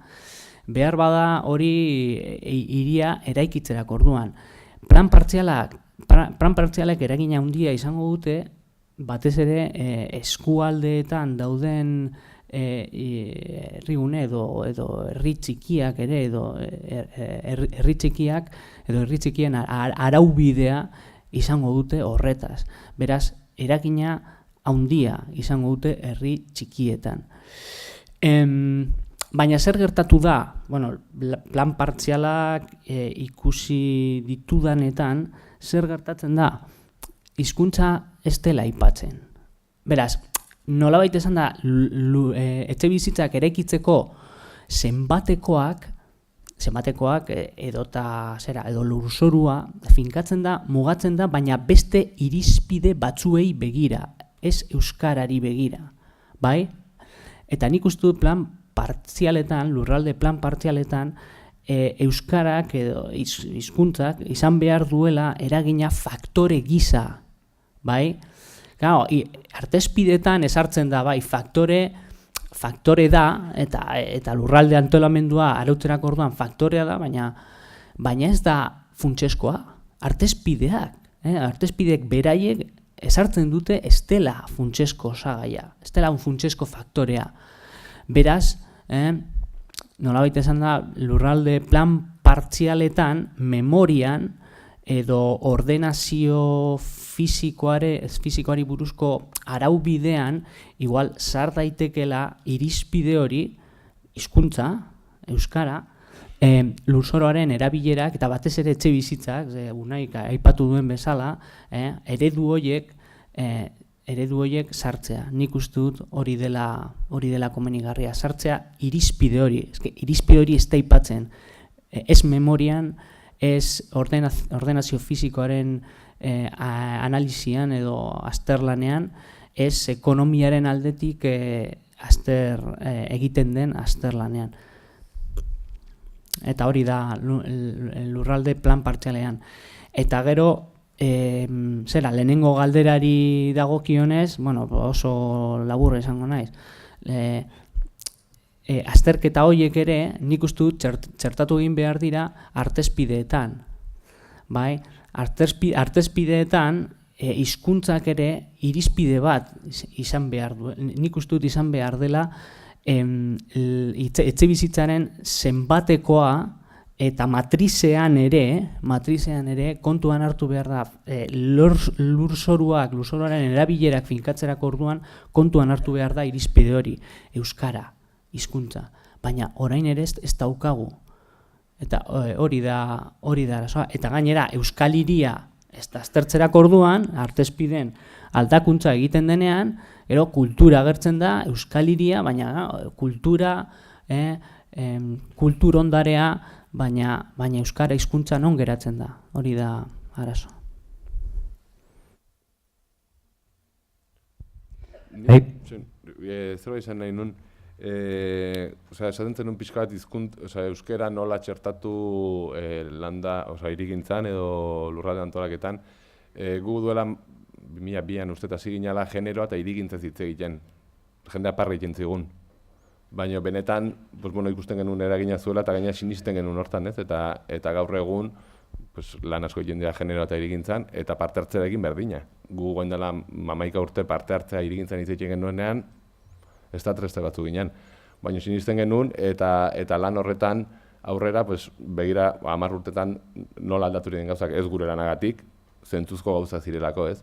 Eta hizkuntzarekin ikusten beste horren beste dela, ez? Eta gure bidea behintzat izan da oso txikitik hasi eta geroz eta lan handiagoak eginez, baina hori ikerketa askorekin, eta lehenengo ere ulertu, ze gauza da ikusten dezunean harremana edo ikusten dezu zerbait dagoela, baina landu gabe dago, ez dago ondoriorik oraindik, ez? Orduan, nik uste ikerketa gari batean gaudela, ez? Eta behar bada legetara iristeko, eta behar bada araudian txertatzeko irizpide bezala txertatu daitezke, baina benetan lotesle izan behar dien erabakiak hartu aurretik, investigazio eta ikerketa lan handia dago, ez? Eta gauza txikitatik hasita, benetan horrela ikusten baldin badugu, seguru itxuko gehala. Bueno, 5 minutu gehiago dauzkagu, ia galdera bat, o bi, o hiru sartzen. Koldorentzat, lehenengo esan behar dizut oso eredugarria iruditu zaiola zuen Zaldibarko frontoiaren kontu hori. Eta kontatu dezunean pixka bat nola egin dezuen, denok egin dugu partxiki bat herritarrak alde batea eseri eta politikoa beste mai baten eseri diranean, ezta? Eta beste mai batzuk utzik zauden, eta niri burura etorri zaidana da utzi dauden horiek lurzoru jabeena dela. Non daude zuen esperientzia horretan lurzoruen jabeak. Eta frontoia horretan nolabait pelota reboteraino jundanez, Natxorentzat. Oso ondo adierazi diguzu eskeman bidez eta hori non dagoen estadua, non dagoen autonomia erkidegoak, eta bakoitzaren papera, funtzioak eta indarrak. Zoritxarrez, gure hizkuntzaren, euskararen lur eremua ez dator bat estaduarekin. Estadua gauza bada, 3 lurralde desberdinetan gaude, eta lurzoruen legeak estaduak ipintzen ditu. Posible alda estadu bat 3 lurraldeak edo hizkuntzaren lurralde osotasunak hartuko duenak gabe hemen planteatzen ari zeraten euskararen normalizazio ikuspegi horretara iristea. Uste lurjabetaz galdetzen zeniala, partertze prozesu horretan, lurjabeak herritarra dira, eta herritar guztiak izan dute aukera prozesu guztira etortzeko, komunikazio zabala egin da, eta lurjabea, politikari batzuk lurjabea dira, eta herritar batzuk lurjabea dira. Guri benetan lurjabea ez zaigu ardura. Osea, prozesuan ez zaio garrantzi berezirik eman lurjabeari, uste dugulako ez daukala garrantziarik. Osea, garrantzia eman diogu eguneroko bizitzari, eguneko garrantzia emango zaio, gero gestionatu behar denean, eta beste gauza batzu daudenean, baino benetan beharrak eta indarrak eta identifikatzeko orduan, lurjabeak bere buruaren begiratuko dut, ez du kolektibotasunari begiratuko, orduan ez dugu esfortzu berezi bat egin. Eta nire aldetik, estatuko eragina edo estatuaren eragina azaldu dizuet, batez eremu batzuetan estatuak daukalako eskumen esklusiboa. Eta horrek ere eragina izango du lurraldean, adibidez kostaldetan, uretan, interes publikoko azpiegituretan, portuak, eta bar. Euskarari begira, Euskara nik uste dut lurralde antolamendua arautzerako orduan Euskara ere erabili behar dela irizpide gisa, irizpide moduan. Euskaran ere estatuak ezin du esku hartu kasu horretan Euskararako araubidean, Euskara arautzeko xedapenetan, Euskara bultzatzeko eskumenean, baina bai, noski, eragina izan dezake lurralde antolamenduan, eskumen esklusiboak dauka eta ez hirigintzan, baizik eta hiri batzuetan, batzuetan plana onartzerako orduan, zer gertatzen da, estatuak eragina izan dezake, beti ere estatu horrek gaitasunak edo eskumenak baldin baitu. Eta nola, estatuak ere plan sektorialak onartu ditzakela, estatuak ere araubidea, legeak eta erreglamenduak onartzen dituelako, eta horiek ere bete beharrekoak izango dira udalerrientzako. Hori kontuan hartu behar dugu lurralde antolamendua egiterako orduan. Bai? Eta lurralde antolamendua egiterako orduan, lurralde antolamendua arautzerako orduan, Euskara erabiltzen badugu irizpide gisa, estatuaren araubidea ere kontuan hartu behar dugu. Hori da salpena pizka bat. Baina, Euskararen aldetik, estatuak ez dauka eskumenik, salbu eta administrazio prozedura batean estatuak parte hartu behar badu. Sentitzen dut, baino azken galdera ingo dugu ja, bestela esperientziak ikusteko denbora murriztuko zaigu. Ez dakit non dagoen? Laburri ingo dut. Pixka kritiko izango naiz ni. Igual kritika errexegia da. Baina, iruditzen zait eta bitan atera dalako, dagoela idealizazio bat hori mundu rurala eta euskararen artean. Hori azteko, eta, ez dakit beti bezala jarraitzen ote dugun, ze bere garaian Txomin Agirrek egin zuen bere garoan mendiaren idealizazio hori, eta, berak beste lotura batzuk egiten zituen, baina, ez dakit orain ere horrelako lotura erresegiak ez utzideran egiten. Eta horren bidetik ere bai, beste lotura errex bat iruditzen zait egiten dela etxe bizitza berriak edo hirien garapena eta herrien hazkuntza eta erdaltzearen arrisku hori. Izan leik ere bai, nik edo beste norbaitek nahi bertara bizitzera jun nahi izatea zehatz-mehatz arnasgunea delako. Eta horrek ere ekarriko luke, ez dakit eskarian zen mailatan dagoen, baina horrek ere ekarriko luke hazkuntza bat, eta horrek hazkuntza hori nola bideratuko litzateken. Eta horrek igual ikusten dut, unaik aipatutako komunitatea lantzearen asunto hori hor klabea dela. Eta hausnarketa bat, besterik gabe. Ni neurri batean ados nago, idealizazio bat dago, eta kasu askotan ez da izango egia, baina zuazten zara aztertzen, ze gertatzen den etxe bizitza gune berriak egiten direnean herrietan, eta azken finean ikusten da gure kalterako izaten dela, euskaldunon kalterako izaten dela. Nik uste dut ekosistema batean aldagai berri bat sartzen denean, desoreka une bat dago, oreka berri bat lortu arte. Etxe berri bat egitea herri batean, horrek ekartzen du ja hor desoreka bat. Agian batek sortzen duen desoreka txikia da, baina egiten badira 100, 200, 2000, horrek asko desorekatzen du. Eta nire ustez egin behar dena gutxienez da aztertu horrek ze eragina edukiko duen beste alor batzuetan egiten den bezala, ingurumenaren alorrean egiten den bezala esate baterako. Ondorioztatzen bada horrek ez duela eraginik edukiko, ados, baina gutxienez goazen aztertzera. Nire ustez lurraldearen antolakuntza artezpidetan edo gidalerroetan oso ondo detektatu beharko liratekeela arnasguneak, eta etxebizitza kuantifikazioa egiten denean, hoiek oso ondo zaindu beharko lirateke hizkuntzaren ikuspegitik. Gutxienez, hori minimo hori lortu beharko genuke. Zeren eta egiten ari den aldaketan, etxebizitza kuantifikazio minimo bat ezarri da berritasun bezala. Alegia, aia batean, Aizarnazabal batean, aipatu ditudan bi herri hoiekin jarraitzeagatik, nahi eta nahi ez, hasi egin beharko dira, azkenean, behin betiko honesten baldin badira, euskaliria.net izeneko gidalerro horiek. Nire ustez, kontuan hartu beharko lirateke kontu hauek baita ere etxebizitza kuantifikazio berriak egiterakoan. Idealizazio puntu bat dago, baina nik ustez zoritxarrez hor badago zerbait gehiago. Zuek zer?